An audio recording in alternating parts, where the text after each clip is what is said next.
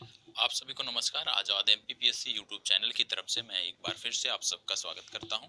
और आज से जो हमारी विषय वस्तु है, आप जानते हैं टॉप 100 सीरीज के बारे में बात हुई थी और टॉप 100 सीरीज से संबंधित चर्चा आज आपको देखने को मिलेगी।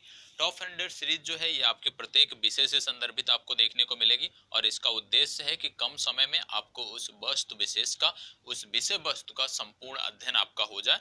टॉप 100 सीरीज का ये आपका उद्देश्य है। टॉप 100 सीरीज में जो हम अपनी चर्चा प्रारंभ कर रहे हैं, ये सबसे पहले हम प्राचीन भारत के इतिहास से प्रारंभ कर रहे हैं और प्राचीन भारत के इतिहास के बाद मध्यकालीन भारत का इतिहास, फिर आधुनिक भारत का इतिहास, और इस तरह से एक एक विषय आपका कंप्लीट होता जाएगा। और मैक्सिमम आप 2 से 3 महीनों में देखेंगे कि आपके चैनल पर सभी विषयों की टॉप 100 सीरीज आपको देखने को मिल जाएगी। अब टॉप 100 जो सीरीज है, इससे कितना पाठ्यक्रम कवर होगा आपका, यदि हम इसके बारे में बात करें तो लगभग 90 से 95% जो आपका पाठ्यक्रम है वो आपके इस टॉप 100 सीरीज से कंफर्म हो जाएगा। इतना मैं दावे के साथ कह सकता हूँ, 100% नहीं कह सकता, लेकिन 90% तक आपका जो पाठ्यक्रम है वो इन टॉप 100 सीरीज के माध्यम से आपका कवर हो जाएगा। तो चलिए अपनी चर्चा को प्रारंभ करते हैं, आते हैं मुद्दे पर ज्यादा बातें ना करते हुए। तो आज का जो पहला प्रश्न है, क्योंकि इसमें जो प्रश्न है ये आपको कुछ मिले जुले प्रश्न देखने को मिलेंगे, जरूरी नहीं है कि एक अध्याय विशेष से संबंधित प्रश्न पहले हो फिर दूसरे अध्याय विशेष से। इसमें मिक्स प्रश्न आपको देखने को मिलेंगे। मिक्स प्रश्न इसलिए हैं जिससे आपकी तैयारी और भी बेहतर हो सके, नॉलेज आपका और भी बढ़ सके। क्यों? क्योंकि जब एक ही, जैसे मान लीजिए प्राचीन भारत का इतिहास पढ़ रहे हैं और आपके सिंधु सभ्यता से संबंधित लगातार प्रश्न आ रहे हैं तो आप आसानी से जवाब दे सकते हैं, लेकिन यदि वही प्रश्न बीच बीच में देखने को मिलते हैं तो थोड़ी सी समस्या होती है, थोड़ा सा हमें सोचना पड़ता है। तो इसी को ध्यान में रखते हुए प्रश्नों को मिक्स किया गया है, ज्यादातर प्रश्नों को मिक्स किया गया है। तो चलिए चर्चा को प्रारंभ करते हैं और आज का जो हमारा पहला प्रश्न है उसको देखते हैं। प्रश्न कह रहा है, कोपेनहेगन संग्रहालय की सामग्री से पाषाण, कांस्य और लौह युग का तृतीय युगीन विभाजन किसके द्वारा किया गया? बोला जा रहा है कोपेनहेगन संग्रहालय की सामग्री से पाषाण, कांस्य और लौह युग का तृतीय युगीन विभाजन किसके द्वारा किया गया था। यहाँ पे 4 नाम आपको देखने को मिल रहे हैं। चारों नामों में पहला नाम आपको देखने को मिल रहा है थॉमसन, दूसरा देखने को मिल रहा है रॉबर्ट ब्रूस, तीसरा देखने को मिल रहा है एच डी सांकलिया और चौथा देखने को मिल रहा है जॉन मार्शल। अब इसमें से कौन सा सही है, किसके द्वारा यह विभाजन किया गया? यदि हम इसकी बात करें तो आपको बता दें कि यह विभाजन जो है ये थॉमसन द्वारा किया गया है, ये आपको पता होना चाहिए। थॉमसन द्वारा इसका विभाजन किया गया है। अब यदि हम देखें तो एक नाम इसमें मिल रहा है आपको H D Sankalia. H D Sankalia का नाम मिल रहा है। एच डी सांकलिया से कुछ आपको याद आना चाहिए। क्या याद आना चाहिए? कि इन्होंने नौदा टोली याद आना चाहिए कि इन्होंने नौदा टोली नामक ताम्रपाषाणिक स्थल की खोज की थी। क्या किया था एच डी सांकलिया ने? नौदा टोली नामक जो ताम्रपाषाणिक स्थल था उसकी खोज किया था एच डी सांकलिया ने।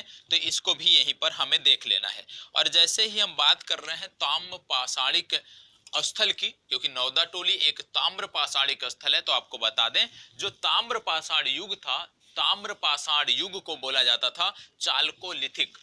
ताम्रपाषाण युग को चालकोलिथिक भी बोला जाता है, यह भी आपको पता होना चाहिए। चालकोलिथिक, यदि आपसे कभी पूछा जाए कि चालकोलिथिक किस युग को बोलते हैं तो ताम्रपाषाण युग को चालकोलिथिक युग भी कहते हैं, यह भी आपको पता होना चाहिए। इतनी जानकारी आपको होनी चाहिए। अब एक प्रश्न यह भी पूछा जा सकता है कि जो नौदा टोली नामक ताम्रपाषाणिक स्थल है यह आपको किस राज्य में देखने को मिलेगा? तो आपको बता दें यह आपको मध्य प्रदेश में देखने को मिलेगा।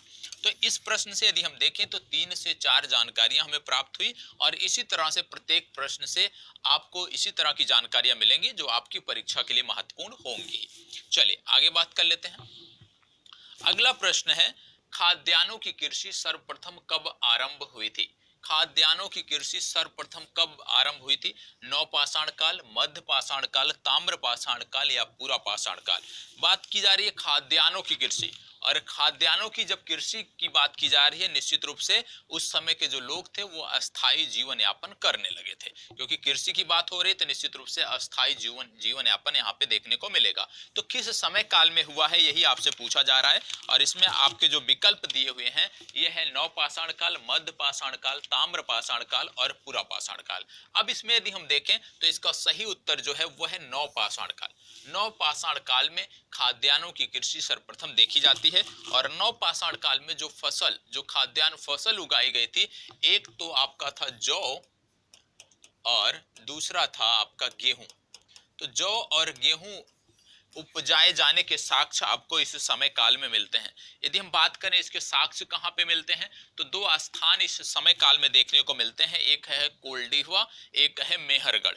कोल्डिहवा से सबसे पहले यदि हम देखें तो चावल के साक्ष्य प्राप्त हुए थे, ये आप जानते हैं, पता चलता है। तो इसके साक्ष्य कहां से मिलते हैं, कोल्डिहवा और मेहरगढ़, इन दो स्थानों से कृषि के साक्ष्य मिले हैं। और कृषि में जो साक्ष्य मिले हैं वो जौ के साक्ष्य मिले हैं, चावल के साक्ष्य मिले हैं, ये आपको पता होना चाहिए। और आपको बता दें कि यदि प्रश्न पूछा जाए कि भारत में सबसे पहले कौन सी फसल उगाई गई थी, तो सबसे पहले आपको बताना होगा यहाँ पे कि जौ नामक फसल सबसे पहले उगाई गई थी, ये भी आपको जानकारी होनी चाहिए। अब इसमें हम देखें तो आप एक स्थान जानते होंगे, यदि आप आधुनिक युग की बात करें तो आधुनिक युग में एक खोज हुआ था जिसके बाद से जो कृषि के प्राचीनतम साक्ष्य थे वो बोला जाता है कि लहुरा देव से प्राप्त हुए हैं। लहुरा देव, आधुनिक साक्ष्य के आधार पे हम बताते हैं कि कृषि के जो प्राचीनतम साक्ष्य प्राप्त हुए हैं वो लहुरा देव से प्राप्त हुए हैं। यदि लहुरा देव आपके विकल्प में नहीं है तो आप मेहरगढ़, कोल्डिहवा को टिक कर सकते हैं, आपका उत्तर सही होगा। लेकिन यदि लहुरा देव आपके विकल्प में है तो आपको लहुरा देव टिक करना है। प्राचीन कृषि के प्राचीनतम साक्ष्य के नाम पर यदि कोई प्रश्न बनता है तो यहाँ पे। अब इसमें देखें कि कृषि के साक्ष्य मिल रहे हैं तो निश्चित रूप से इस समय काल में पशुपालन भी रहा होगा, क्योंकि पशुपालन तो पहले शुरू हुआ था, बाद में अस्थायी निवास शुरू हुआ था, कृषि शुरू हुआ था। तो पशुपालन की यदि हम बात करें तो पशुपालन का साक्ष्य कहां पे मिला है ये भी आपको पता होना चाहिए। तो आपको बता दें कि पशुपालन का जो साक्ष्य मिला है ये आपका आदमगढ़ में मिला है। कहां पे मिला है, आदमगढ़ में मिला है। कृषि के साक्ष्य कहां पे मिले, लहुरा देव में, या आप कह लीजिए मेहरगढ़ में, कोल्डिहवा में। यदि बोले पशुपालन का प्रारंभिक साक्ष्य कहां पे मिला तो आदमगढ़ में मिला है, ये आपको पता होना चाहिए। आदमगढ़ यदि हम बात करें कब मिला तो मध्य पाषाण काल के अंतिम चरणों में, अंतिम कालों में पशुपालन का साक्ष्य आपको देखने को मिलता है, ये आपको पता होना चाहिए। ठीक है, अब कृषि का मतलब जैसे मैंने बोल दिया अस्थाई निवास, तो यह भी प्रश्न बन सकता है कि सबसे पहले अस्थाई निवास के साक्ष्य कहां से प्राप्त हुए, तो यह भी आपको बताना होगा कि सबसे पहले जो अस्थाई निवास के साक्ष्य प्राप्त हुए वो मेहरगढ़ से प्राप्त हुए। तो ये भी याद रखना है आपको। तो तीन चीजें आपने देखा, पशुपालन का प्रारंभिक साक्ष्य आदमगढ़ से मिला है। ठीक है, यदि हम बोले कि फसलों का, खाद्यान्न फसलों का प्राचीनतम साक्ष्य कहां से मिला है तो आप लहुरा देव टिक करेंगे। यदि लहुरा देव नहीं दिया हुआ है तो आप कोल्डिहवा और मेहरगढ़ को टिक करेंगे। कोल्डिहवा से क्या मिला था, कोल्डिहवा से चावल के साक्ष्य प्राप्त हुए थे, ये भी जानकारी आपको होनी चाहिए। चलिए बढ़ते हैं आगे। अगला प्रश्न है, निम्नलिखित में से किस स्थान पे मानव के साथ कुत्तों को दफनाए जाने का साक्ष्य मिला है। मानव के साथ साथ, मानव शव के साथ साथ कुत्ते के दफनाए जाने का साक्ष्य कहां पर मिला है ये आपको बताना है। यहाँ पे विकल्प हैं बुर्जहोम, कोल्डिहवा, चौपानी मांडो, अब्दुल्लागंज, रायसेन। अब इनमें से कौन सा सही है आपको बताना है। प्रश्न आपका बहुत ही साधारण है, आपने पढ़ा होगा निश्चित रूप से कि किस स्थान पे मानव के साथ कुत्ते को दफनाए जाने का साक्ष्य मिला है, और ये साक्ष्य आपका मिला है बुर्जहोम से। ए विकल्प आपका सही उत्तर है, बुर्जहोम से मानव के साथ कुत्ते के दफनाए जाने का साक्ष्य आपको देखने को मिलता है। और एक चीज और आप जानिएगा, जब बात हो रही है दफनाए जाने की, 100 की बात हो रही है, तो आपको याद आना चाहिए तामास्म काल था। तामास्म काल में, इस काल में यदि हम बात करें तो जो 100 होते थे, जो 100 दफनाए जाते थे घर के फर्श के नीचे, वो उत्तर से दक्षिण दिशा में दफनाए जाते थे। ये भी पूछा जा सकता है कि ताम्रास्म काल में जो 100 दफनाए जाते थे उनकी दिशा क्या होती थी, तो उत्तर से दक्षिण की दिशा में दफनाए जाते थे, ये भी आपको पता होना चाहिए। ठीक है, चलिए आगे बढ़ते हैं। अगला प्रश्न है, भारत में चांदी की उपलब्धता के प्राचीनतम साक्ष्य कहां से मिले हैं। चांदी की उपलब्धता के प्राचीनतम साक्ष्य कहां से मिले हैं ये आपको बताना है। तो चलिए पहले प्रश्न ध्यान से पढ़ते हैं, फिर इसका जवाब देते हैं। अब प्राचीनतम साक्ष्य कहां से मिले हैं, पहला है हड़प्पा संस्कृति, दूसरा है ताम्रपाषाण कालिक संस्कृति, तीसरा है वैदिक संहिता, और चौथा है चांदी के आहत सिक्के। इनमें से कहां से साक्ष्य मिला है ये आपको बताना है। चलिए बताएं। पहले यदि आप देखें तो सबसे पहले बोला जा रहा है चांदी की उपलब्धता के साक्ष्य, चांदी की उपलब्धता के साक्ष्य जो मिले थे वो आपको देखने को मिले थे हड़प्पा संस्कृत थे। तो इसका सही उत्तर आपका ए विकल्प हो गया कि हड़प्पा संस्कृत से सबसे पहले चांदी के साक्ष्य मिले हैं। अब हड़प्पा संस्कृति की बात हो रही है तो एक प्रश्न बनता है कि जो हड़प्पा संस्कृति है किस प्रकार की सभ्यता है, किस प्रकार की। तो इसको बोला जाता है आद्रयुगीन सभ्यता है। यह आपको पता होना चाहिए कि जो हड़प्पा सभ्यता है, हड़प्पा कालीन जो सभ्यता है, यह एक आद्रयुगीन सभ्यता है। और यदि हम बोलें कि ये ग्रामीण सभ्यता थी या नगरीय सभ्यता थी, तो यहाँ पे नगरीय सभ्यता देखने को मिलता है। ग्रामीण सभ्यता किसको बोलते हैं? ग्रामीण सभ्यता जो आर्य सभ्यता थी उसको ग्रामीण सभ्यता बोलते हैं, ये भी आपको पता होना चाहिए। अब इसमें एक प्रश्न बनता है कि किन आधारों पर हम मानते हैं, किन आधारों पर हम मानते हैं कि सिंधु घाटी सभ्यता या हड़प्पा सभ्यता जो है ये आर्यों से पूर्व की सभ्यता है। कौन से साक्ष्य हैं, किन आधारों पर हम मानते हैं कि आर्य सभ्यता से पूर्व की सभ्यता है सिंधु घाटी सभ्यता या हड़प्पा सभ्यता? तो आपको बता दें कि इसमें जो मृद भाड़ मिले थे, जो मृद भाड़ मिले थे, इन आधारों पर हम बताते हैं कि जो सिंधु घाटी सभ्यता है ये पहले की है और इसके बाद आर्य सभ्यता आई थी। अब मृद भाड़ जो मिले थे सिंधु घाटी सभ्यता में, ये क्या होते थे? लाल रंग के होते थे। प्रश्न ये भी बन सकता है किस कलर के होते थे? लाल रंग के होते थे, लेकिन इस पे काले कलर से चित्रकारी की होती थी। लाल रंग के मृद भाड़ होते थे, लेकिन इस पे काले कलर से चित्रकारी की होती थी। ये साक्ष्य, ये मृद भाड़ आपके हड़प्पा सभ्यता से संदर्भित हैं। दूसरा पूछा जाता है कि जो आपका आर्य सभ्यता है वहां पे किस प्रकार के मृद भाड़ मिले? तो यहाँ पे जो है धूसर एवं चित्रित धूसर, धूसर एवं चित्रित धूसर मृद भाड़ आपको देखने को मिलते हैं जो आर्य सभ्यता में मिलते हैं। और इन्हीं आधारों पर, मृद भाड़ों के आधारों पे हम कहते हैं कि सिंधु घाटी सभ्यता या हड़प्पा सभ्यता ये आर्यों से पूर्व की सभ्यता है, ये आपको पता होना चाहिए। अब इसमें यदि हम देखें तो पूछा जाता है कि वैदिक सभ्यता से ये किस प्रकार भिन्न थी? जो सिंधु सभ्यता है ये वैदिक सभ्यता से किस प्रकार भिन्न थी, ये भी प्रश्न बनता है। तो आपको बता दें कि वैदिक सभ्यता से जो भिन्नता थी सबसे पहले नगरीय आधार पे, कि सिंधु घाटी सभ्यता जो है ये नगरीय सभ्यता थी, इस आधारों पर यह वैदिक सभ्यता से भिन्न थी। दूसरा कारण क्या है कि यहाँ की जो लिपि थी वो भाव चित्रात्मक लिपि थी, इस आधार पे ये अलग है, भाव चित्रात्मक लिपि आपको देखने को मिलती है। और इसके साथ साथ यदि हम देखें तो इस सिंधु घाटी के काल में, हड़प्पा के काल में लोगों को लोहे का ज्ञान नहीं था। यह भी पूछा जा सकता है कि क्या लोहे का ज्ञान था? नहीं, लोहे का ज्ञान इस समय काल में नहीं था, यह भी आपको पता होना चाहिए। ठीक है। यदि हम बोलें कि हड़प्पा संस्कृति जो है इसके खुदाई के इसके साक्ष्य क्या है, हड़प्पा का प्रमाण क्या है, प्रमुख स्रोत क्या है हड़प्पा सभ्यता का, हड़प्पा संस्कृति का?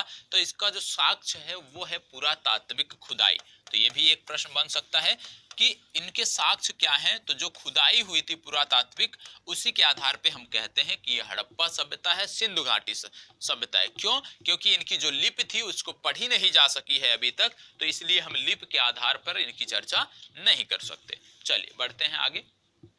अगला प्रश्न, निम्नलिखित में से किस स्थान पर सिंधु घाटी सभ्यता में गोदीबाड़ा प्राप्त हुआ है? किस स्थान पर गोदीबाड़ा प्राप्त हुआ है ये आपको बताना है। यहाँ पे आपके शहरों के नाम दिए हुए हैं, जैसे कालीबंगा दिया हुआ है, धौलावीरा दिया हुआ है, बनावली दिया हुआ है, लोथल दिया हुआ है। तो गोदीबाड़ा कहाँ पे था, कहाँ पे बंदरगाह था, यही पूछा जा रहा है आपसे प्रश्न में। तो इसका जो सही उत्तर है वो आपका है लोथल। लोथल से सिंधु घाटी सभ्यता में गोदीबाड़ा प्राप्त हुआ था। कालीबंगा से क्या मिला था? कालीबंगा से हमें जुता हुआ खेत प्राप्त हुआ था, जो प्रमुख है। इसके बारे में पूछा भी जाता है कि जूता खेत कहां से प्राप्त हुआ। धौलावीरा से यदि हम बात करें तो धौलावीरा से हड़प्पन लिपि के, ध्यान दीजिएगा, हड़प्पन लिपि के बड़े आकार के 10 चिन्हों वाला शिलालेख मिला है। हड़प्पन लिपि के 10 बड़े आकार वाले 10 चिन्हों वाला एक शिलालेख मिला है, जो मिला है धौलावीरा से। बनावली से यदि हम बात करें क्या है, तो पक्की मिट्टी से बने हल की प्रारूप यहाँ पे मिला है। बनावली से क्या मिला है? पक्की मिट्टी से बने हल का प्रारूप मिला है बनावली से। इतनी जानकारी आपको इस प्रश्न से होनी चाहिए, हो जानी चाहिए। और इसमें कुछ चीजें और पूछी जाती हैं, कुछ स्थान और पूछे जाते हैं कि उनसे क्या मिला। जैसे एक प्रमुख स्थान आता है सुतकोतड़ा, ये आपको पता होना चाहिए। सुत कोतड़ा, सुत कोतड़ा से क्या हुआ, घोड़े की हड्डियां प्राप्त हुई, ये आपको पता होना चाहिए। सुत कोतड़ा नामक स्थान से घोड़े की हड्डियां प्राप्त हुई। दूसरा आपका आता है रोपण। रोपण जो स्थान था, यहां से प्राप्त हुआ कि जो मालिक होते थे, मालिक के साथ साथ कुत्तों को भी दफनाया जाता था। ये साक्ष्य आपके रोपण से मिला है, ये आपको पता होना चाहिए। मोहनजोदाड़ो प्रमुख स्थान है, मोहनजोदाड़ो। मोहनजोदाड़ो से क्या मिला, यहाँ पे विशाल स्नानागार मिला, विशाल स्नानागार यहां से मिला। और इसके साथ साथ विभिन्न वस्तुओं पर हल की बनी हुई प्रतिरूप मिली। बहुत सारी वस्तुएं मिली जिन पे हल की प्रतिरूप बनी होती थी, ये आपको मोहनजोदाड़ो से देखने को मिलती है। इसके बाद यदि हम बात करें तो एक स्थान आता है धौलावीरा। धौलावीरा, धौलावीरा क्यों महत्वपूर्ण है, धौलावीरा से तो शिलालेख तो मिला ही हुआ था, लेकिन दूसरे शब्दों में धौलावीरा क्यों महत्वपूर्ण है, क्योंकि जो धौलावीरा है 3 भागों में विभक्त एकमात्र शहर है, ये भी आपको पता होना चाहिए। 3 भागों में विभक्त एकमात्र शहर जो सिंधु घाटी सभ्यता का है, वो आपका धौलावीरा है। यदि हम मोहनजोदाड़ो से बात करें तो यहाँ पे विख्यात वृषभ मुद्रा की भी प्राप्ति हुई है, विख्यात वृषभ मुद्रा की भी प्राप्ति यहां से देखने को मिलती है, जो आपके मोहनजोदाड़ो से हुई है। तो इतने जो प्रश्न बनते थे इस विशेष टॉपिक से, उसकी चर्चा यहां पर हो गई है। चलिए बढ़ते हैं आगे। अगला है, निम्नलिखित में से कौन सा स्थान गंगा नदी के तट पर स्थित है। नदियों के तट पर स्थित स्थानों की बात हो रही है, तो आपको बताना है कि कौन सा स्थान है जो गंगा नदी के तट पर स्थित है। अब इसमें यदि हम देखें तो हड़प्पा, हस्तिनापुर, नागार्जुन कोंडा, पैठन। इसमें यदि स्थान की हम बात करते हैं तो इसमें आपको हस्तिनापुर देखने को मिल रहा है। हस्तिनापुर जो स्थान है, ये आपको देखने को मिल रहा है कि ये गंगा नदी के तट पर स्थित है।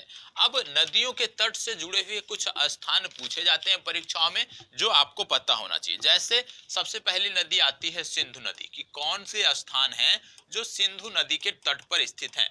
तो सिंधु नदी के तट पर जो स्थित स्थान है, उनमें आपका आता है मोहनजोदाड़ो, अल्लाहदीनो, आमरी और कोटदीजी। 4 स्थान प्रमुख है, अल्लाहदीनो, आमरी, कोटदीजी और मोहनजोदाड़ो। ये चारों के चारों स्थान आपके सिंधु नदी से स्थित हैं। और एक स्थान और आता है चाहुंदड़ो, ये भी आपके सिंधु नदी के तट पर आपको देखने को मिलेगा। दूसरा नदी आती है प्रमुख सरस्वती। सरस्वती नदी के तट पर कौन कौन से स्थान स्थित हैं? 2 प्रमुख स्थान आपको सरस्वती नदी के तट पर देखने को मिल जाएंगे। एक आपका है बनवाली और एक है कुणाल। तो बनवाली और कुणाल 2 स्थान आपको देखने को मिल जाएंगे सरस्वती नदी के तट पर। अरब सागर से लगा हुआ जो क्षेत्र है उसको बोलते हैं बालाकोट। तो बालाकोट जो स्थान है ये अरब सागर से लगा हुआ है। कक्ष से संबंधित 2 स्थान है जिनमें आपका आता है धौलावीरा और सुतकोतड़ा। धौलावीरा और सुतकोतड़ा ये कक्ष से संबंधित स्थान है, कक्ष में स्थित स्थान है। इसके बाद कुछ और स्थान है, जैसे पूछा जाता है कि लोथल, लोथल जो स्थान है ये किस नदी के तट पर स्थित है? तो लोथल भोगवा नदी के तट पर स्थित है। कालीबंगा पूछा जाता है कि कालीबंगा जो स्थान है ये किस नदी के तट पर स्थित है? तो ये घग्घर नदी के तट पर स्थित है। अगला स्थान आता है सतलज, कि सतलज नदी के तट पर कौन सा प्रमुख स्थान है? तो रोपण जो स्थान था जहां पे कुत्ते के साथ मालिक के साथ कुत्ते के दफनाए जाने के साक्ष्य मिले हैं, वो आपके रोपण नामक स्थान से मिले हैं। ये सतलज नदी के किनारे है। अगला स्थान आता है मांडा। मांडा आपको मिलेगा जम्मू कश्मीर में और ये जो स्थान है ये चेनाब नदी के तट पर है। इतनी जानकारी आपको होनी चाहिए। तो इतनी जानकारी यदि आपको है तो निश्चित रूप से समस्या नहीं होगी। पैठन की यदि हम बात करें, पैठन गोदावरी नदी के तट पर है। नागार्जुन कोंडा की बात करें तो ये कृष्णा नदी के तट पर है। तो ये स्थानों से संबंधित भी प्रश्न यहां से प्राचीन भारत के इतिहास से पूछे जाते हैं, जो आपको पता होना चाहिए। चलिए आगे बढ़ते हैं। अगला प्रश्न, निम्नलिखित में से किस मध्य पाषाणिक स्थल से हड्डी के बने हुए आभूषण प्राप्त हुए हैं? हड्डी के बने हुए आभूषण कहां से प्राप्त हुए हैं ये आपको बताना है। तो हड्डी से बने हुए आभूषण की यदि हम बात कर रहे हैं तो ये जो प्राप्त होते हैं ये महादहा से प्राप्त होते हैं। ठीक है, हड्डी से बने हुए आभूषण महादहा से प्राप्त होते हैं। तो डी विकल्प इसका सही उत्तर है। चलिए आगे बढ़ते हैं। प्रश्न संख्या 8, मध्य प्रदेश के किस पुरातात्विक स्थल से प्रारंभिक ऐतिहासिक युग के विभिन्न लौह उपकरण प्राप्त हुए हैं? कौन सा ऐसा स्थान है जहां से लौह उपकरण प्राप्त हुए हैं, ये आपको बताना है। मध्य प्रदेश से जुड़ा कौन सा स्थान है, इनमें से आपको टिक करना है। धधरिया, कायथा, गुगरिया, नागदा, इनमें से कौन सा स्थान है जहां से आपके लौह उपकरण प्राप्त हुए हैं? तो इस प्रश्न संख्या को नोट कर लीजिएगा, इसमें तो थोड़ा सा विवादित प्रश्न था, इसलिए इसका जवाब मैं आपको कमेंट बॉक्स में टॉप पिन करके कमेंट में दे दूंगा। तो प्रश्न संख्या 8 का जवाब आप वहां से देख सकते हैं। प्रश्न संख्या 9 है, दक्षिण भारत की बृहद पाषाण समाधियां किससे संबंधित थी? जो दक्षिण भारत है, इसकी बृहद जो पाषाण समाधियां पाई गई हैं, ये किससे संबंधित थी, ये आपको बताना है। पूर्व पाषाण काल, नव पाषाण काल, ताम्र पाषाण काल या लौह पाषाण काल, किससे संबंधित थी समाधियां, ये आपको बताना है। बृहद पाषाण समाधियों की बात हो रही है, और ये यदि हम बात करें किससे संबंधित है, तो इसका जवाब होगा नव पाषाण युग से। ये जो समाधियां हैं, ये नव पाषाण काल से संबंधित हैं, ये आपको पता होना चाहिए। तो याद रखिएगा, दक्षिण भारत की बृहद जो समाधियां पाई गई हैं, ये नव पाषाण काल से संबंधित हैं, और इनको जो है मृतकों के दफनाने के स्थान के रूप में भी जाना जाता है। मृतकों के दफनाने के स्थान के रूप में ये स्थान आपका विख्यात है, जहां पे बृहद पाषाण समाधियां पाई गई हैं। अगला जो प्रश्न है वो है आपका, हड़प्पा का उत्खनन करने वाला प्रथम पुरातात्विक इसके महत्व को जो समझ नहीं पाया था, कौन था, ये आपको बताना है। इनमें से कौन से थे जो इसके महत्व को समझ नहीं पाए थे, इसका जवाब आपको देना है। तो इसके महत्व को जो समझ नहीं पाए थे वो थे ए कर्निंघम। ए कर्निंघम इनका नाम था, जिन्होंने खोज तो किया था, जानकारी तो कर लिया था, लेकिन इसके महत्व को नहीं समझ पाए थे, तो ए कर्निंघम इनका नाम आता है। अब यहाँ पे बात हो रही है हड़प्पा का उत्खनन करने वाले, हड़प्पा से संबंधित। तो आपको पता होना चाहिए कि जो दो सभ्यताएं थी, चाहे आप हड़प्पा की बात कर लीजिए, चाहे आप मोहनजोदाड़ो की बात कर लीजिए, दोनों के जो प्रमुख भारतीय थे जिन्होंने इस खोज में योगदान अपना दिया है, उनका नाम आपको पता होना चाहिए। जैसे हड़प्पा की यदि हम बात करते हैं तो दयाराम साहनी का नाम आता है, जिन्होंने भारतीय होने के नाते भारतीय हैं, जिन्होंने हड़प्पा की खोज में अपना योगदान दिया।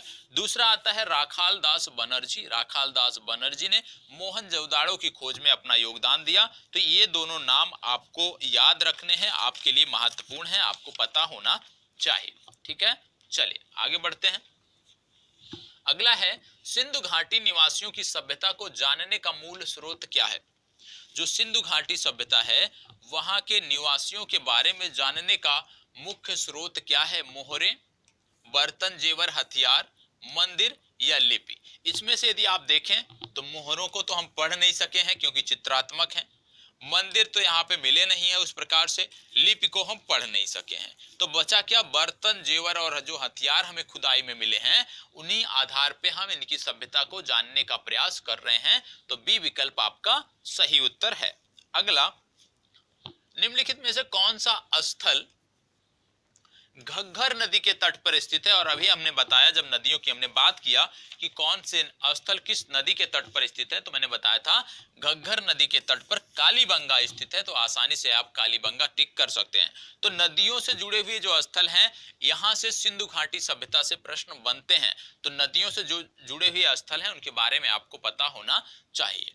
अगला प्रश्न, मानव समाज विलक्षण है क्योंकि वह मुख्यतः आश्रित होता है किस पर? मानव समाज विलक्षण है क्योंकि वह आश्रित होता है विज्ञान पर, धर्म पर, अर्थव्यवस्था पर या संस्कृत पर? किस पर आधारित होता है मानव समाज, ये बताना है आपको।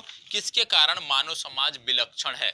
और इस पे यदि हम देखें तो मानव समाज विलक्षण है क्योंकि जो मानव समाज है वो आश्रित होता है, निर्भर होता है संस्कृति पर। ए विकल्प आपका सही उत्तर है। ठीक है, चले आगे बढ़ते हैं। अगला प्रश्न है, हड़प्पा संस्कृति के संदर्भ में शैलकृत स्थापत्य के प्रमाण कहां से मिलते हैं? शैलकृत स्थापत्य के प्रमाण कहां से मिलते हैं, ये आपको बताना है। चले बताएं, शैलकृत स्थापत्य के प्रमाण कहां से मिलते हैं? कालीबंगा, धौलावीरा, कोट दीजी या आर्मी? इसका सही उत्तर है आपका धौलावीरा। ठीक है, शैलकृत स्थापत्य के जो प्रमाण मिलते हैं वो आपको धौलावीरा से देखने को मिलेंगे। और धौलावीरा जो स्थान है ये गुजरात में पड़ता है, और दूसरा सबसे बड़ा हड़प्पन स्थल है, बोला जाता है धौलावीरा को दूसरा सबसे बड़ी हड़प्पन बस्ती बोला जाता है धौलावीरा को। पहली बस्ती कौन थी सबसे बड़ी सिंधु घाटी सभ्यता की? तो बोला जाता है राखीगढ़ी जो स्थान है वहां पर पहली सबसे बड़ी बस्ती प्राप्त हुई थी। दूसरा जो बस्ती प्राप्त हुई थी सबसे बड़ी, वो आपके धौलावीरा से प्राप्त हुई थी। ये भी आपको पता होना चाहिए। अब हड़प्पा की बात कर रहे हैं तो यहाँ पे आपको पता होना चाहिए कि यहाँ के जो लोग थे, हड़प्पा के जो लोग थे, ये मातृशक्ति में विश्वास करते थे। मातृशक्ति में विश्वास करते थे। और यदि हम बात करें कि किसकी पूजा करते थे, तो ये पशुपति की पूजा करते थे।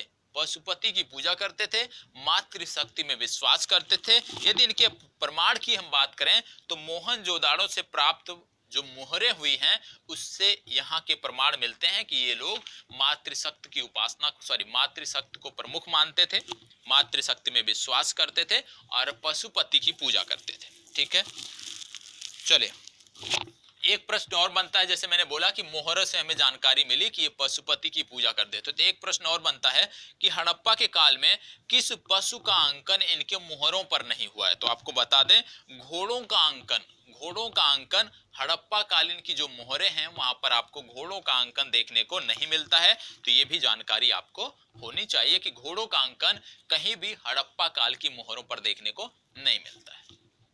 अगला, निम्नलिखित में से कौन सा सिंधु घाटी सभ्यता से संबंधित स्थल नहीं है? इनमें से कौन सा स्थल है जो सिंधु घाटी सभ्यता से संदर्भित नहीं है? आपको बताना है। आपके विकल्प हैं कालीबंगा, रोपड़, पाटिलपुत्र या लोथल। 4 विकल्प आपके दिए हुए हैं। अब इसमें से यदि हम बात करें कि कौन सा इसमें से संदर्भित नहीं है, तो इसमें आप सी विकल्प देख रहे होंगे, पाटिलपुत्र। पाटिलपुत्र जो है सिंध घाटी सभ्यता से नहीं संदर्भित है क्योंकि ये महाजनपद काल से संदर्भित है। तो आप आसानी से टिक कर सकते हैं। ठीक है, चलिए, हड़प्पा सभ्यता का स्थल लोथल किस राज्य में स्थित है? लोथल भोगवा नदी के तट पर है और आपको बताना है कि किस राज्य में स्थित है, ये आपको बताना है।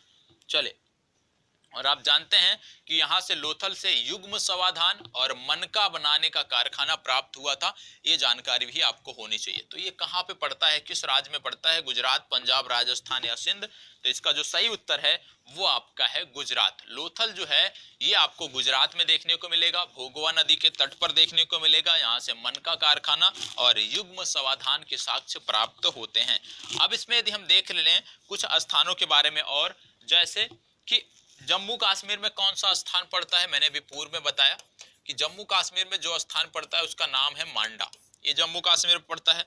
दूसरा है दायमाबाद। दायमाबाद अक्सर पूछा जाता है कि ये किस राज्य में पड़ता है? ये पड़ता है आपके महाराष्ट्र में। दायमाबाद महाराष्ट्र में पड़ता है। इसके बाद आता है कालीबंगा, कि कालीबंगा कहाँ पे पड़ता है? तो कालीबंगा आपके राजस्थान में पड़ता है।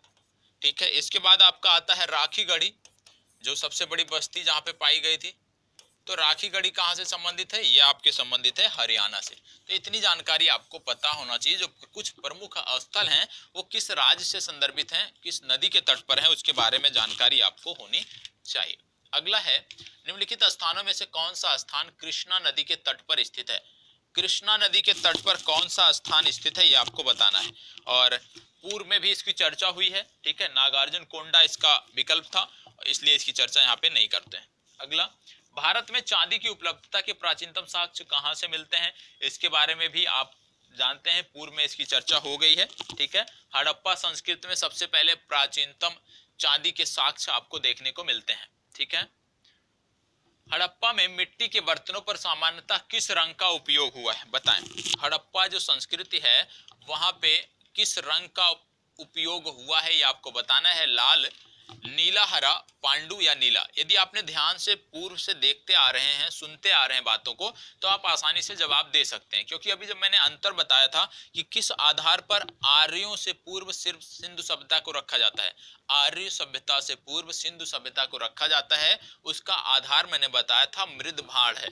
और मृद भाड़ में कलर मैंने बताया था कि आप देखेंगे कि इस सभ्यता में, सिंधु घाटी सभ्यता में जो मृद भाड़ देखने को मिलते हैं लाल कलर में देखने को मिलते हैं और उस पे आपको काले रंग की चित्रकारी देखने को मिलती है। तो इसमें कौन सा है उपयोग हुआ है? ये विकल्प लाल का उपयोग हुआ है। आसानी से टिक कर सकते हैं। प्रश्न संख्या 20, सिंधु घाटी सभ्यता को आर्यों से पूर्व रखे जाने का महत्वपूर्ण कारण है? कौन सा कारण है? मृद भाड़। इसकी चर्चा भी मैंने पूर्व में अभी बता दिया कि मृद भाड़ के आधार पे हम सिंधु घाटी सभ्यता को आर्यों से पूर्व रखते हैं।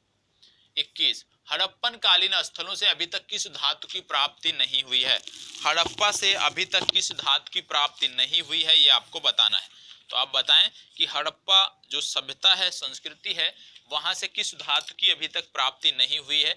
4 विकल्प आपके दिए हुए हैं, यहाँ पे हैं तांबा, स्वर्ण, चांदी और लोहा। तो आपका सही उत्तर है लोहा। लोहा की प्राप्ति अभी तक नहीं हुई है। डी विकल्प आपका सही उत्तर है। चलिए आगे। निम्नलिखित में से किस में औषधियां, तंत्र मंत्र एवं वशीकरण की चर्चा की गई है? किसमें औषधियों की चर्चा है, तंत्र मंत्र की चर्चा है और वशीकरण की चर्चा है? आपको बताना है। अथर्ववेद, ऋग्वेद, यजुर्वेद या सामवेद, इसमें से किसमें चर्चा की गई है, आपको बताना है। तो चलिए ध्यान से देखिएगा कि औषधियां, तंत्र मंत्र की बात हो रही है और औषधियां, तंत्र मंत्र की जब भी बात आती है तो आपको टिक करना है अथर्ववेद। अथर्ववेद में इनकी चर्चा की गई है। ऋग्वेद की यदि हम बात करें कि ऋग्वेद में क्या देखने को मिलता है, ऋग्वेद में आपको ईश्वर महिमा का वखान देखने को मिलेगा, ईश्वर महिमा के बारे में जानकारी मिलेगी। यजुर्वेद की यदि हम बात करें तो यहाँ पे कर्म कांड, बलिदान विधि, ये सारी चीजें आपको जानकारी मिलेंगी। और यदि हम सामवेद की बात करें तो सामवेद में यदि हम देखें तो संगीत में जो सूक्तियां हैं, संगीत में जो स्रोत हैं, वो चीजें आपको सामवेद में देखने को मिलेंगी। तो तीनों के बारे में आपको पता होना चाहिए। और आप जानते हैं यदि प्रश्न बन जाए कि सबसे पुराना वेद कौन सा है, तो सबसे पुराना वेद है ऋग्वेद। और आप जानते हैं कि इसी वेद में, ऋग्वेद में ही सर्वप्रथम जो वर्ण शब्द आया था, वर्ण शब्द का सर्वप्रथम उपयोग जो किया गया था वो ऋग्वेद में किया गया था, ये भी आपको पता होना चाहिए। और ऋग्वेद में 1028 ऋचाएं हैं, ये भी कई बार पूछा गया है कि कितने ऋचाएं हैं। 1028 ऋचाएं आपको ऋग्वेद में देखने को मिलती हैं। चलिए आगे बढ़ते हैं। गौतम बुद्ध ने किस स्थान पर निर्माण प्राप्त किया था? कौन सा स्थान है जहां पे भगवान बुद्ध ने निर्माण प्राप्त किया था, ये आपको बताना है। तो ध्यान से देखिए, कुशीनगर या कुशीनारा, लुम्बिनी, सारनाथ या श्रावस्ती, 4 स्थान आपको दिए हुए हैं। इसमें से कौन सा स्थान है जहां पे भगवान बुद्ध ने निर्माण प्राप्त किया, वो आपको बताना है। तो इसमें यदि हम देखें तो इसका सही उत्तर है कुशीनारा या कुशीनगर। और श्रावस्ती इसमें एक विकल्प में है। श्रावस्ती क्यों चर्चा में था? क्योंकि श्रावस्ती में सर्वाधिक जो भगवान बुद्ध ने उपदेश दिए थे वो श्रावस्ती में दिए थे और आज ये स्थान उत्तर प्रदेश में देखने को मिलता है। इसके बाद यदि हम बात करें लुम्बिनी की, लुम्बिनी से पहले मैं यहाँ पे देख लेता हूँ सारनाथ के बारे में। तो सारनाथ क्यों चर्चा में है, सारनाथ क्यों चर्चा में रहता है? बौद्ध धर्म से संबंधित। सारनाथ में धर्म चक्र परिवर्तन, मतलब प्रथम उपदेश जो दिया गया था भगवान बुद्ध द्वारा, वो सारनाथ में दिया गया था। लुम्बिनी क्यों प्रसिद्ध है? लुम्बिनी इसलिए प्रसिद्ध है क्योंकि जो भगवान बुद्ध हैं, इनका जन्म जो है लुम्बिनी में हुआ था। तो भगवान बुद्ध से संबंधित यदि कोई फैक्ट इस तरह से बनता है कि जन्म, प्रथम उपदेश कहाँ पे दिया, मृत्यु कहाँ पे हुई, सबसे ज्यादा उपदेश कहाँ पे दिया, तो आसानी से आप इसके आधार पे उत्तर कर सकते हैं। अगला प्रश्न है आपका, यहाँ पे है बुद्ध, या गलत लिखा है। बुद्ध की मृत्यु के पश्चात प्रथम बौद्ध संगीति की अध्यक्षता किसके द्वारा की गई थी? बहुत सारी 4 बौद्ध संगीतियां हुई थी। अब इसमें पूछा जा रहा है कि प्रथम बौद्ध संगीति की अध्यक्षता किसके द्वारा की गई थी? महाकश्यप, धर्मसेन, नागसेन, अजातशत्रु, इनमें से कौन सा सही है? प्रथम बौद्ध संगीति की बात हो रही है। और जब बात करते हैं प्रथम बौद्ध संगीति की, ये हुई थी राजगृह में। राजगृह की सप्तपर्णी गुफा है जहां पर इसका आयोजन किया गया था। तो इसकी जो अध्यक्षता किया था वो किया था महाकश्यप ने। महाकश्यप द्वारा इसकी अध्यक्षता की गई थी। अब चारों बौद्ध संगीतियों के बारे में थोड़ी सी बेसिक जानकारी आपको पता होना चाहिए। जैसे प्रथम बौद्ध संगीति की यदि हम बात करें तो ये राजगृह की सप्तपर्णी गुफा में इसका आयोजन हुआ था। राजगृह की सप्तपर्णी गुफा, ठीक है, ये आपको पता होना चाहिए। दूसरा क्या पूछा जाता है कि किसके शासन काल में हुआ था? तो ये अजातशत्रु के शासन काल में हुआ था, ये आपको पता होना चाहिए। अजातशत्रु के शासन काल में हुआ था। और इस संगीति में क्या किया गया था ये भी पूछा जा सकता है। तो प्रथम संगीति में क्या किया गया था? बुद्ध की जो शिक्षाएं थी उनका संकलन किया गया था।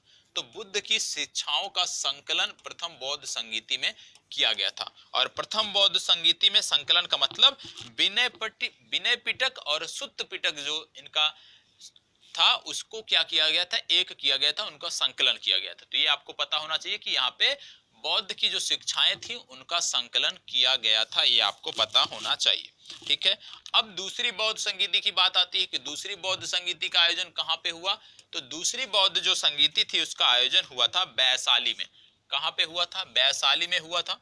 और दूसरा प्रश्न जैसे पहले में पूछा गया था कि किसके शासन काल में हुआ था, तो यहाँ पे कालाशोक के शासन काल में हुआ था, ये आपको पता होना चाहिए।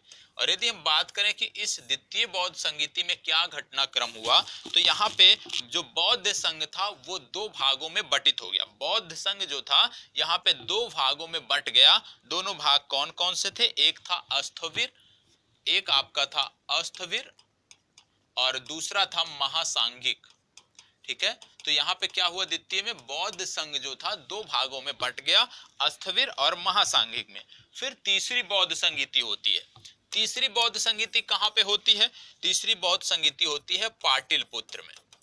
पाटलिपुत्र में होती है। पाटलिपुत्र में शासन काल में किसके? अशोक के शासन काल में होती है। यदि हम पूछें कि इस बौद्ध संगीति में क्या घटनाक्रम हुआ, तो यहाँ पे त्रिपिटकों की दार्शनिक व्याख्या की गई। बौद्ध के त्रिपिटकों की दार्शनिक व्याख्या यहाँ पर की गई थी। ठीक है, इसके बाद आपका आता है चौथी बौद्ध संगीति कि चतुर्थ बौद्ध संगीति में क्या हुआ। तो चौथी बौद्ध जो संगीति थी ये जम्मू कश्मीर में हुई थी, कुंडल वन में हुई थी। कुंडल वन कश्मीर में हुई थी, ये आपको पता होना चाहिए कि कुंडल वन कश्मीर में हुई थी। और इसमें क्या हुआ था? कनिष्क के दरबार में हुई थी, कनिष्क के शासन काल में हुई थी। और इस बौद्ध संगीति में क्या हुआ कि बौद्ध जो धर्म था वो दो संप्रदायों, दो पृथक संप्रदायों में बंट गया। और ये कौन कौन से थे? पहला था हीनयान और दूसरा था महायान।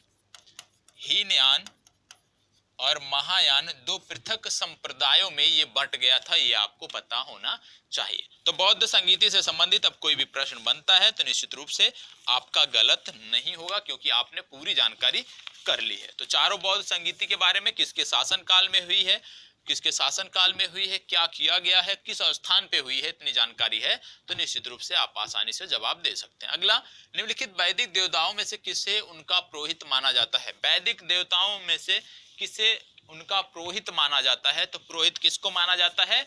बृहस्पति को माना जाता है, ये आपको पता होना चाहिए। और जब हम बात करते हैं देवताओं की, तो इसमें आप देखेंगे कि बहुत सारे आपको देवता देखने को मिलते हैं, उनके बारे में आपको पता होना चाहिए। जैसे इंद्र की बात होती है, इंद्र किससे संबंधित है? तो इंद्र को युद्ध व वर्षा का देवता कहा जाता है। अग्नि किससे संदर्भित है? तो देवता एवं मनुष्यों के बीच जो मध्यस्थ का कार्य करते हैं उनको अग्नि देवता के नाम से आप जानते हैं। वरुण किसको कहते हैं? पृथ्वी सूर्य के निर्माता और दिन और रात के देवता के रूप में आप जानते हैं वरुण को। घौ एक देवता होते हैं जिनको बोलते हैं आकाश के देवता। सोम के बारे में आपने देख लिया कि वनस्पति जो है इनको सोम से संदर्भित किया जाता है। इसके बाद आता है उषा। उषा किसको बोलते हैं? प्रगति व उत्थान के देवता। इसके बाद अश्विन आता है। अश्विन का मतलब हो गया विपत्तियों को हरने वाला, ये आपको पता होना चाहिए। पूषण की बात आती है, पूषण मतलब हो गए पशुओं के देवता। इसके बाद मरुत आता है, मरुत मतलब आंधी तूफान के देवता। और लास्ट में आता है विष्णु। विष्णु का मतलब विश्व के संरक्षक एवं पालनहार। तो ये जानकारी आपको होनी चाहिए, देवताओं से संबंधित प्रश्न भी आपकी परीक्षा में पूछे जाते हैं। ठीक है, चलिए आगे बढ़ते हैं। अगला है, भारत के किस स्थल की खुदाई से लौह धातु के प्रचलन के प्राचीनतम साक्ष्य मिले हैं? लौह धातु के प्रचलन के प्राचीनतम साक्ष्य कहां से मिले हैं, ये आपको बताना है। तो इसमें यदि हम देखें तो इसका उत्तर है अतरंजी खेड़ा, बी विकल्प आपका सही उत्तर है। ठीक है, चलिए आगे बढ़ते हैं। प्रश्न संख्या 27, ऋग्वेद संहिता का 9वां मंडल पूर्णतः किसको समर्पित है? जो ऋग्वेद है हमारा, उसका 9वां मंडल किसको समर्पित है, ये आपको बोला जा रहा है। तो इसका जो 9वां मंडल है ये सोम देवता को संबंधित है। और सोम और इस पेय पर नामकृत देवता मतलब डी विकल्प आपका सही उत्तर है, ये आपको पता होना चाहिए। और यदि पूछा जाए कुल कितने मंडल हैं, तो कुल 10 मंडल हैं, ये भी जानकारी आपको होनी चाहिए। अगला है, वैदिक युग में प्रचलित लोकप्रिय शासन प्रणाली थी। वैदिक युग में कौन सी शासन प्रणाली आपको देखने को मिलती है, उसके बारे में यहाँ पे बात हो रही है।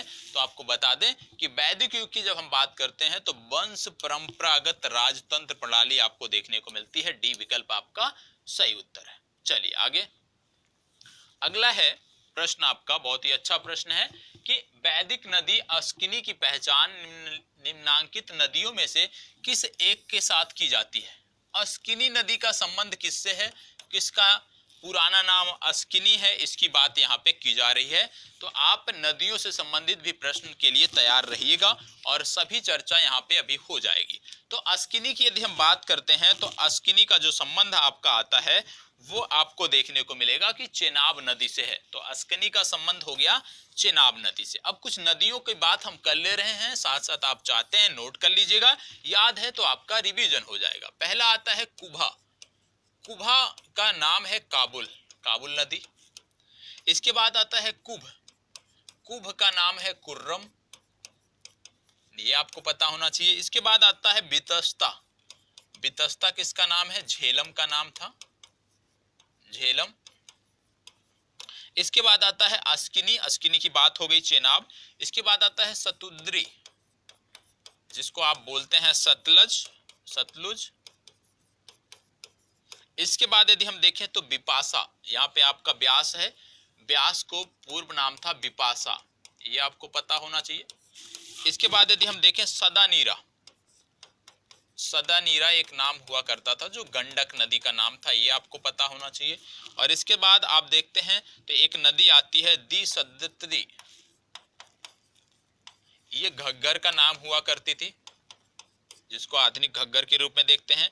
एक होती थी गोमल, गोमल ये गोमती नदी का नाम था, ठीक है। इसके बाद आती थी सुवस्तु, स्वात नदी बहती है, स्वात का नाम था सुवस्तु, ये आपको पता होना चाहिए। इसके बाद नदी तमा, माते तमा, देवी तमा, ये सरस्वती नदी के नाम है, ये भी आपको पता होने चाहिए। और इतनी जानकारी यदि आपके पास है, आपके पास इतनी जानकारी है तो नदियों से संबंधित कोई प्रश्न आता है तो आप आसानी से उसको कर सकते हैं। अब आगे बढ़ते हैं और अगला प्रश्न देखते हैं। अगला है उपनिषदों का मुख्य विषय क्या है? उपनिषदों का मुख्य विषय क्या है ये आपसे पूछा जा रहा है। और इसमें यदि हम देखें 4 विकल्प है, सामाजिक व्यवस्था, दर्शन, विधि, राज्य, तो इसका विषय है दर्शन, बी विकल्प आपका सही उत्तर है। अब इसमें यदि हम देखें तो बौद्धिक वैदिक साहित्य का क्रम कभी कभी पूछ लिया जाता है कि वैदिक साहित्य का क्रम क्या है वो आप बताएं। तो वैदिक साहित्य की यदि हम क्रम की बात करें तो सबसे पहले आती हैं वैदिक संहिताएं, ये पूछी जाती हैं। तो वैदिक संहिताएं सबसे पहले आती हैं और वैदिक संहिताएं के बाद फिर ब्राह्मण आता है, ब्राह्मण ग्रंथ। और इसके बाद यदि हम देखें तो आरण्यक आता है और इसके बाद यदि हम देखें तो उपनिषद आता है। ये आपको क्रम पता होने चाहिए, ये क्रम आपको पता है तो आप आसानी से जवाब दे सकते हैं और ये क्रम आपको पता भी होने चाहिए। चलिए आगे बढ़ते हैं। प्राचीन भारत में निशाका के नाम से जाने जाते थे। यहाँ पे पूछा जा रहा है कि निशाका क्या होते थे, प्राचीन भारत की बात की जा रही है कि निशाका किससे लिए प्रसिद्ध थे? स्वर्ण आभूषण, तांबे के सिक्के या गाय या चांदी के सिक्के। तो निशाका की बात हो रही है, निशाका का मतलब है स्वर्ण आभूषण। तो निशाका का जो संबंध है वो स्वर्ण आभूषण से है। और आपको बता दें कि जो बौद्ध जातक होते थे, बौद्ध जातक में 3 प्रकार के स्वर्ण सिक्कों की बात की गई है। कौन कौन से? पहला तो आपका था निशाका, बौद्ध जातक में 3 प्रकार के स्वर्ण सिक्कों की व्याख्या हुई है। पहला था निशाका, दूसरा था सुवर्ण और तीसरा था मसाका। तो ये 3 के बारे में पता होना चाहिए, निशाका, स्वर्ण और मसाका के बारे में जानकारी होनी चाहिए। और आपको बता दें कि ऋग वैदिक काल में निष्क का संबंध होता था गले का आभूषण, ये भी आपको पता होना चाहिए। ऋग वैदिक काल के यदि हम बात करें तो निष्क का संबंध होता था कि गले का आभूषण, ये भी आपको जानकारी होनी चाहिए। अगला प्रश्न, वैदिक नदी कुभा का स्थान कहाँ निर्धारित होना चाहिए? अभी आपने देखा था कुभा का नाम क्या था? काबुल। तो काबुल कहां से संदर्भित है? अफगानिस्तान से। तो आप आसानी से विकल्प को टिक कर सकते हैं कि इसका संबंध आपके अफगानिस्तान से है, ठीक है। अब यदि हम देखें तो एक प्रश्न आपसे पूछा जाता था कि आरंभिक वैदिक साहित्य में सर्वाधिक वर्णित नदी कौन सी है? आरंभिक वैदिक साहित्य में सर्वाधिक वर्णित नदी कौन सी है? तो आपको टिक करना है सिंधु। यदि आपसे पूछ लिया जाए कि सबसे पवित्र नदी कौन है, तो आपको टिक करना है सरस्वती। तो दोनों में अंतर पता होना चाहिए। सबसे ज्यादा वर्णित नदी सिंधु, सबसे पवित्र नदी है सरस्वती, ये आपको पता होना चाहिए। और ऋग्वेद की बात कर रहे हैं तो ऋग्वेद में जो पुरोहित होते थे उनको बोलते थे होता। और ऋग्वेद का जो द्वितीय और सप्तम मंडल है ये सबसे प्राचीन है। ये भी पूछा जाता है कि ऋग्वेद का कौन सा मंडल सबसे प्राचीन है, तो द्वितीय और सप्तम जो मंडल है ये आपका सबसे प्राचीन है। ये भी आपसे प्रश्न बनता है। चलिए अगला, अब यहाँ पे सूची को मिलान करना है और इसके बारे में आप कर चुके हैं तो आसानी से आप कर सकते हैं। बोला गया है कुभा, परुष्णी, सदानीरा, सुतुद्री और यहाँ पे नदियों के नाम दिए हैं। जैसे कुभा अभी आपने देखा कि इसका संबंध है काबुल से। परुष्णी नदी मतलब रावी नदी, ठीक है। सतुद्री नदी मतलब सतलज नदी। सदानीरा मतलब गंडक नदी। तो आप आसानी से विकल्प टिक कर सकते हैं। यदि आपको जो अभी क्रम बताया गया, जो अभी आपको 7 से 8 नाम बताए गए नदियों के, यदि आपको पता है तो आप आसानी से जवाब दे सकते हैं। अगला प्रश्न है, बोगज कोई महत्वपूर्ण क्यों है? बोगज कोई क्यों महत्वपूर्ण है, ये आपको बताना है। चलिए बताएं। बोला गया है यह मध्य एशिया एवं तिब्बत के मध्य एक महत्वपूर्ण व्यापारिक केंद्र था। यहाँ से प्राप्त अभिलेखों में वैदिक देवताओं एवं देवियों का नामोल्लेख प्राप्त होता है। वेद के मूल ग्रंथों की रचना यहाँ से हुई थी या उपयुक्त में से कोई नहीं। यहाँ से कौन सा सत्य है यह आपको बताना है। तो बताएं यहाँ से कौन सा कथन सत्य है। इसका सही उत्तर है बी विकल्प, कि यहाँ से बोगज कोई से जो अभिलेख प्राप्त हुए थे उसमें वैदिक देवताओं एवं देवियों का नामोल्लेख प्राप्त होता है। 35, महात्मा बुद्ध ने अपना पहला धर्मचक्र परिवर्तन किस स्थान पे दिया? पूर्व में इसकी बात हो चुकी है। प्रयास करें और जवाब दीजिए कि सबसे पहला धर्मचक्र परिवर्तन मतलब उपदेश, पहला उपदेश कहां पर दिया था? सारनाथ में दिया था। तो सारनाथ इसका सही उत्तर है। अगला, गायत्री मंत्र की रचना किसके द्वारा की गई थी? गायत्री मंत्र की जो रचना है किसके द्वारा की गई थी? वशिष्ठ, इंद्र, विश्वामित्र या परीक्षित, किसके द्वारा गायत्री मंत्र की रचना की गई थी ये आपको बताना है। तो इसका सही उत्तर है आपका विश्वामित्र। विश्वामित्र द्वारा गायत्री मंत्र की रचना की गई थी। अब यहीं पे एक प्रश्न दिमाग में आ गया कि 3 आपके पुराण हैं, कौन कौन से? एक आपका है विष्णु पुराण, एक आपका है मत्स्य पुराण, एक आपका है वायु पुराण। प्रश्न क्या बनते हैं कि ये जो पुराण है कोई नाम देके पूछ लेता है कि किस राजवंश से संबंधित हैं। जैसे विष्णु पुराण की यदि हम बात करें तो यह मौर्य वंश से संबंधित है, मौर्य वंश से संबंधित है। यदि हम बात करें मत्स्य पुराण किससे संबंधित है, तो मत्स्य पुराण आपको देखने को मिलेगा सातवाहन वंश से संबंधित है। यदि हम बात करें वायु पुराण किससे संबंधित है, तो ये गुप्त वंश से संदर्भित हैं, गुप्त वंश से संबंधित हैं। अब एक प्रश्न और भी बनता है कि सबसे पुराना, सबसे प्राचीन इसमें से कौन सा है? तो मत्स्य पुराण सबसे प्राचीन और सबसे प्रमाणिक है, ये भी आपको पता होना चाहिए। सबसे प्राचीन और सबसे प्रमाणिक है। एक प्रश्न और भी बनता है कि पुराणों के रचयिता कौन थे? तो पुराणों के जो रचयिता थे वो लोमहर्ष को माना जाता है। लोमहर्ष और उनके पुत्र उग्र सर्वा नाम है, इन दोनों को माना जाता है कि इन्होंने पुराणों की रचना किया था। अगला है, गौतम बुद्ध द्वारा अपने धर्म में दीक्षित किया जाने वाला अंतिम व्यक्ति निम्नलिखित में से कौन सा? गौतम बुद्ध ने किसे, कौन सा ऐसा व्यक्ति था जिसको अंतिम रूप से इन्होंने शिक्षित किया था, उपदेश दिया था, वो कौन था? आनंद, सारिपुत्र, सुभद्र या मोगलान? इनमें यदि हम बात करें तो इसका सही उत्तर है डी विकल्प, सुभद्र। अंतिम जो भगवान बुद्ध द्वारा जो अंतिम व्यक्ति था जिसको ज्ञान दिया गया था, दीक्षित किया गया था, वो आपका था सुभद्र। ये जानकारी आपको होनी चाहिए। अगला, भगवान महावीर का प्रथम शिष्य कौन था? भगवान महावीर का प्रथम शिष्य कौन था? 4 विकल्प आपके सामने हैं, इन चारों में से कौन सा सही है? जमाली, विपिन, योसुद या प्रभास? तो इसका सही उत्तर है जमाली। अब भगवान महावीर की बात हो रही है तो यहाँ से संबंधित कुछ प्रश्न पूछे जाते हैं। जैसे जैन धर्म में टोटल 24 तीर्थंकर आपको देखने को मिलते हैं और 24वें थे आपके महावीर स्वामी। तो प्रश्न बनता है कि पहले तीर्थंकर कौन थे? तो पहले थे आपके ऋषभ देव, ये आपको पता होना चाहिए। पहले थे ऋषभ देव, ये आपको पहला याद रखना है। इसके बाद आपको याद रखना है 22वां। 22वां है अष्टनेमी, ठीक है, अष्टनेमी। 23वां आपको याद रखना है, 23वें है पार्श्वनाथ, और 24वें आपको बता दिया भगवान महावीर स्वामी। इनका जन्म कहाँ हुआ था यदि हम बात करें तो कुंड ग्राम में इनका जन्म हुआ था। मृत्यु कहाँ पे हुई थी तो पावापुरी नामक स्थान है जहाँ पे इनकी मृत्यु हुई थी। इतनी जानकारी यदि आपके पास है तो भगवान बुद्ध से संबंधित, जैन धर्म से संबंधित कोई भी प्रश्न आता है तो आप आसानी से उत्तर देने में सक्षम हैं। अगला है, किस जैन सभा में अंतिम रूप से श्वेतांबर आगम का संपादन हुआ? किस जैन सभा में अंतिम रूप से श्वेतांबर आगम का समापन हुआ, ये आपको बताना है। संपादन हुआ, तो इसमें यदि हम देखें तो इसका सही उत्तर है पाटलिपुत्र। ठीक है, चलिए आगे बढ़ते हैं। गांधार शैली की मूर्ति कला में बुद्ध के सारनाथ में हुए प्रथम धर्मोपदेश से संबंध प्रवचन मुद्रा का क्या नाम है? विभिन्न मुद्राओं से संदर्भित भी प्रश्न पूछे जाते हैं। तो पूछा जा रहा है कि जो प्रथम वाचन हुआ था उससे संबंध जो मुद्रा है, प्रवचन मुद्रा, उसका क्या नाम है? अब है धर्मचक्र, ध्यान या भूमि स्पर्श, इसके बारे में आपको बताना है। इसका सही उत्तर है धर्मचक्र।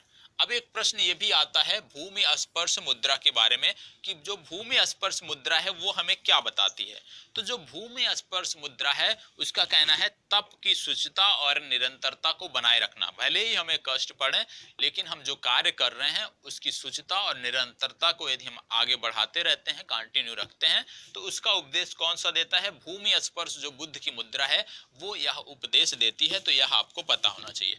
और भूमि स्पर्श मुद्रा के बारे में प्रश्न बनता है कि ये किस काल से संबंधित है? तो ये गुप्त काल से संदर्भित है। ये भी जानकारी आपको होनी चाहिए कि भूमि स्पर्श जो मुद्रा है ये आपके गुप्त काल से संदर्भित है। चलिए आगे बढ़ते हैं।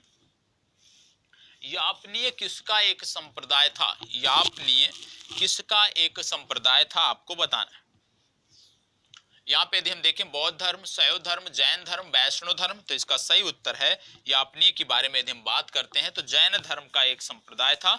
दिगंबर समुदाय से इसकी उत्पत्ति हुई थी। ठीक है, तो बी विकल्प सही है, दिगंबर समुदाय से इसकी उत्पत्ति हुई थी। अगला है, बहुत ही आसान सा प्रश्न है, जैन धर्म में पूर्ण ज्ञान के लिए क्या शब्द प्रयोग किया गया है? जैन धर्म में पूर्ण ज्ञान के लिए क्या शब्द प्रयोग किया गया है? तो जो प्रयोग किया गया उसका नाम है कैवल्य। कैवल्य की प्राप्ति मतलब पूर्ण ज्ञान की प्राप्ति। अगला है, जैन तीर्थंकरों के क्रम में अंतिम कौन था? अभी मैंने पूर्व में बता दिया जब मैंने भगवान महावीर की बात किया था, तो अंतिम थे भगवान महावीर। सी विकल्प आपका सही उत्तर है। अगला, प्रथम शताब्दी ईस्वी में किस भारतीय बौद्ध भिक्षुक को चीन भेजा गया था? किस भारतीय बौद्ध भिक्षुक को चीन में बौद्ध धर्म के प्रसार के लिए भेजा गया था, ये आपको बताना है। तो इनमें से कौन से हैं ये आपको बताना है। इसका जो सही उत्तर है ये है आपका नागार्जुन। नागार्जुन इसका सही उत्तर है। ठीक है, अब इसमें से जैन धर्म से संबंधित एक प्रश्न और पूछा जाता है, जैसे जो इनके तीर्थंकर होते हैं इनसे जुड़े हुए कुछ चिन्ह हैं वो भी कभी पूछे जाते हैं। जैसे ऋषभ देव की यदि हम बात करते हैं, पहले तीर्थंकर ऋषभ देव की यदि हम बात करते हैं तो इनसे जुड़ा हुआ जो चिन्ह है वो बोला जाता है सांड। ये आपको पता होना चाहिए। फिर इसके बाद आपके आते हैं अष्टनेमी। अष्टनेमी 22वें तीर्थंकर आपके। अष्टनेमी से जो संदर्भित है वो है शंख, ये आपको पता होना चाहिए। इसके बाद आते हैं पार्श्वनाथ। पार्श्वनाथ से जो संबंधित है वो है सर्प। ठीक है, और भगवान महावीर से जो चिन्ह संबंधित है उसको बोलते हैं सिंह। तो ये चिन्हों से संबंधित भी प्रश्न पूछे जाते हैं। तो भगवान महावीर का जो लास्ट तीर्थंकर थे उनके बारे में पता होना चाहिए कि इनका जो चिन्ह था वो सिंह चिन्ह था, ये आपको पता होना चाहिए। और यहीं पे एक चीज और जान लेना है कि प्रथम जो जैन साहित्य था, पूछा जाता है कि किस भाषा में लिखा गया, तो प्रथम जैन साहित्य जो था ये अर्ध मागधी भाषा में लिखा गया। ये भी जानकारी आपको होनी चाहिए। अगला, ये तो आपने देख ही लिया, ये है आपका सर एडविन अर्नोल्ड की पुस्तक the light of the Asia आधारित है किस पर? The light of the Asia जो पुस्तक लिखी गई है ये किस पर आधारित है, ये आपको बताना है। तो बताएं, द लाइट ऑफ एशिया पुस्तक किस पर आधारित है? द लाइट ऑफ एशिया पुस्तक किस पर आधारित है, ये आपको बताना है। चले बताएं, द लाइट ऑफ एशिया पुस्तक किस पर आधारित है? ललित विस्तार पर आधारित है। बी विकल्प आपका सही उत्तर है। अगला, यहाँ पे कुछ सूचियां दी हुई हैं, इनको मिलान करना है। जैसे यहाँ पे कुछ जनपद के नाम दिए हुए हैं और उनकी राजधानियों का मिलान करना, जैसे कुरु, पांचाल, कौशल और वत्स, 4 जनपद दिए हुए हैं और इनकी कुछ राजधानियां दी हुई हैं, इनका मिलान करना है। तो सबसे पहले आपको बता दें, जब हम बात करते हैं कुरु की, तो कुरु की जो राजधानी थी वो थी आपकी इंद्रप्रस्थ। तो कुरु का आप जो मैच करेंगे वो आप करेंगे इंद्रप्रस्थ से, मतलब ए का हो गया चौथा। तो 2 विकल्प यहाँ पे दिख रहे हैं, ए के 4। इसके बाद दूसरा आता है पांचाल। पांचाल की जो राजधानी थी, यदि हम इसकी बात करें तो अछित्र, ये जो राजधानी है ये आपकी थी पांचाल की राजधानी। तीसरा है कौशल। कौशल महाजनपद की जो राजधानी थी वो थी साकेत, और वत्स की जो राजधानी थी वो थी आपकी कौशाम्बी। तो आप आसानी से जवाब दे सकते हैं। अगला, राजा नंद का उल्लेख करने वाला अभिलेखीय प्रमाण कौन सा है? राजा नंद के बारे में कौन सा अभिलेखीय प्रमाण है जो बताता है, ये आपको बताना है। चले, खारवेल का हाथी गुम्फा अभिलेख, रुमनदेई स्तंभ अभिलेख, रुद्र दामन का जूनागढ़ अभिलेख, या धनदेव का अयोध्या अभिलेख, इनमें से कौन सा है ये आपको बताना है। इसका जो सही उत्तर है वो है ए विकल्प। खारवेल का जो हाथी गुम्फा अभिलेख है ये राजा नंद का उल्लेख करता है। इन्होंने बताया भी है, इस अभिलेख में बताया भी गया है कि राजा महापद्म नंद की कलिंग विजय के बारे में। तो खारवेल का जो हाथी गुम्फा अभिलेख है यहीं पर आपको कलिंग विजय के बारे में भी बताई गई है, जो राजा महापद्म नंद ने किया था। इसके साथ साथ यहाँ पे यह भी बताया गया है कि कलिंग में सिंचाई के उद्देश्य के लिए एक नहर का भी निर्माण राजा महापद्म नंद ने किया था, वो भी चर्चा की गई है हाथी गुम्फा अभिलेख में। तो ये विकल्प आपका सही उत्तर है। अगला, निम्नलिखित में से कौन एक बौद्ध ग्रंथ 16 महाजनपदों का उल्लेख करता है? 16 महाजनपदों का उल्लेख कहां पर देखने को मिलता है? अगुंतुर निकाय, मध्यम, खुद्दक या दीघ? तो इसका सही उत्तर है अगुंतुर निकाय। इसमें आपको 16 महाजनपदों का उल्लेख आपको देखने को मिलता है। अगला प्रश्न, ईसा पूर्व 6ठी सदी में विश्व की प्रथम गणतांत्रिक व्यवस्था कहां पे थी? प्रथम गणतांत्रिक व्यवस्था आपको कहां पर देखने को मिलती है? ये आपके कुछ विकल्प दिए हुए हैं, जिनमें वैशाली, पाटलिपुत्र भारत से संबंधित है। तो इसका सही उत्तर आपका है वैशाली। ठीक है, चलिए आगे बढ़ते हैं। उज्जैन का प्राचीन काल में क्या नाम था? उज्जैन का प्राचीन काल में क्या नाम था? चलिए बताइएगा। तो उज्जैन के नाम की बात हो रही है, तो उज्जैन का जो नाम था वो था आपका अवंतिका। अवंतिका जो है ये पूर्व में उज्जैन का नाम हुआ करता था। आगे बढ़ते हैं। अगला है, पाटलिपुत्र को किस शासक ने सर्वप्रथम अपनी राजधानी बनाया? पाटलिपुत्र को सर्वप्रथम किसने अपनी राजधानी बनाया, ये प्रश्न है, बताएं। इस विकल्प के अनुसार, जो इसमें विकल्प दिए हुए हैं इनके अनुसार सर्वाधिक सर्वमान्य जो उत्तर है वो है चंद्रगुप्त मौर्य। लेकिन जो पाटलिपुत्र नगर है उसकी स्थापना किया था उदयन ने। किसने किया था? उदयन ने इसकी स्थापना किया था। और सबसे पहले जो राजधानी बनाया था वो भी उदयन ने ही बनाया था। ठीक है, उसके बाद बनाया था चंद्रगुप्त मौर्य ने।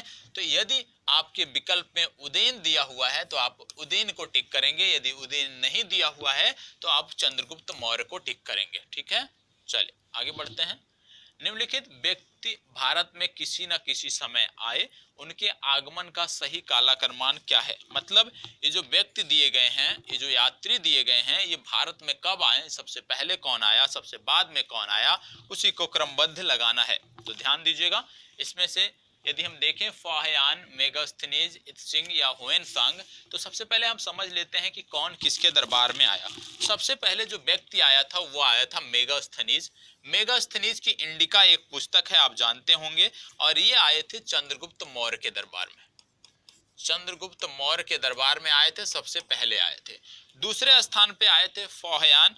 फाहियान जो आए थे ये चंद्रगुप्त द्वितीय के दरबार में आए थे। चंद्रगुप्त द्वितीय के दरबार में आए थे और दूसरे नंबर के यात्री थे। इसके बाद आता है हुएनसांग। हुएनसांग जो है ये हर्षवर्धन के काल में आए थे, सम्राट हर्षवर्धन के काल में आए थे, ये आपको पता होना चाहिए। और इत्सिंग की यदि हम बात करें तो ये 7वीं सदी में भारत आए थे। तो सबसे पहले कौन आया? मेगास्थनीज, इसके बाद फाहियान, इसके बाद होयनसांग। तो मेगास्थनीज 314 यदि कहीं दिया है, बी विकल्प में दिया है, बी विकल्प आपका सही उत्तर है। अब आपको इनके साथ साथ सम्राटों का भी नाम पता होना चाहिए, जैसे मेगास्थनीज चंद्रगुप्त मौर्य के दरबार में आए, फाहियान चंद्रगुप्त द्वितीय के दरबार में आए, होयनसांग हर्षवर्धन के समय काल में आए, ये भी आपको पता होना चाहिए। ठीक है, चलिए आगे बढ़ते हैं। निम्नलिखित में से कौन स्रोत मौर्यों के नगर प्रशासन का विस्तृत वर्णन प्रस्तुत करते हैं? मौर्यों के नगर प्रशासन के बारे में सबसे बेहतरीन जानकारी किससे मिलती है, वो आपको बताना है। तो मौर्यों के नगर प्रशासन के बारे में सबसे बेहतरीन जानकारी किससे मिलती है? मेगास्थनीज की इंडिका, विशाख दत्त का मुद्रा राक्षस, या कौटिल्य का अर्थशास्त्र, या अशोक का अभिलेख। तो आपको बता दें, सबसे पहले तो आपको क्या कर लेना चाहिए कि विशाख दत्त द्वारा जो लिखी गई पुस्तक है वो है मुद्रा राक्षस, मेगास्थनीज की पुस्तक है इंडिका, भी मैंने बताया था, कौटिल्य की जो पुस्तक है उसका नाम है अर्थशास्त्र। ये तीनों आपको रट जाने चाहिए। अब बोला गया है कि मौर्यों के नगर प्रशासन के बारे में, तो मौर्यों के नगर प्रशासन के बारे में जो जानकारी देता है वो है मेगास्थनीज की इंडिका, बी विकल्प आपका सही उत्तर है। अगला, मौर्य काल में भूमिकर जो कि राज्य की आय का मुख्य स्रोत था, किस अधिकारी द्वारा एकत्र किया जाता था? भूमिकर की बात की जा रही है कि जो भूमिकर था वो किसके द्वारा एकत्र किया जाता था? सीताध्यक्ष, अग्नुमाई, शुल्काध्यक्ष, या अक्राध्यक्ष? बताएं, किसके द्वारा इकट्ठा किया जाता था? तो इसका जो सही उत्तर है वो है सीताध्यक्ष। सीताध्यक्ष द्वारा आपका भूमिकर लिया जाता था। इसी में एक विकल्प आप देख रहे होंगे, शुल्काध्यक्ष। शुल्काध्यक्ष क्या है? व्यापार का जो कर होता था, व्यापार का कर जो वसूलता था उसको बोलते थे शुल्काध्यक्ष। और आप एक देख रहे होंगे पहला विकल्प अग्रनोमाई। अग्रनोमाई क्या होता था? ये जिले के अधिकारी होते थे जिनको अग्रनोमाई कहा जाता था। ये क्या थे? जिले के अधिकारी थे। ठीक है, और कुछ चीजें और आप इसमें नोट कर सकते हैं, जैसे इसमें अंतपाल होता था, इस समय काल में अंतपाल होता था। अंतपाल क्या था? ये सीमा रक्षक था, सीमा रक्षक को बोलते थे अंतपाल। फिर होता था समाहर्ता। समाहर्ता क्या था? समाहर्ता काम था राजस्व का वसूल करना, राजस्व वसूलता था, उसको बोलते थे समाहर्ता। एक होता था सूना अध्यक्ष। सूना अध्यक्ष का मतलब होता था बूचड़ खाने को देखने वाला, बूचड़ खाने का प्रबंधन करने वाला। इसके बाद यदि हम देखें तो पौतवा अध्यक्ष भी एक होता था। पौतवा अध्यक्ष क्या होता था? नाप तौल करने वाला, नाप तौल की देख रेख करने वाला जो अधिकारी था उसको बोलते थे पौतवा अध्यक्ष। चलिए इसको बताएं। निम्नलिखित में से अशोक के किस अभिलेख में पारंपरिक अवसरों पर पशु बल पर रोक लगाई गई? ऐसा लगता है यह पाबंदी पशुओं के वध पर थी। तो पशु बल पर रोक लगाई गई या पशु बल की निंदा की गई, ये किस अभिलेख में आपको देखने को मिलता है? चलें, किस अभिलेख में देखने को मिलता है? तो इसका सही उत्तर जो है वो है शिलालेख प्रथम। जो शिलालेख प्रथम है वहीं पर पशु बल की निंदा की गई है।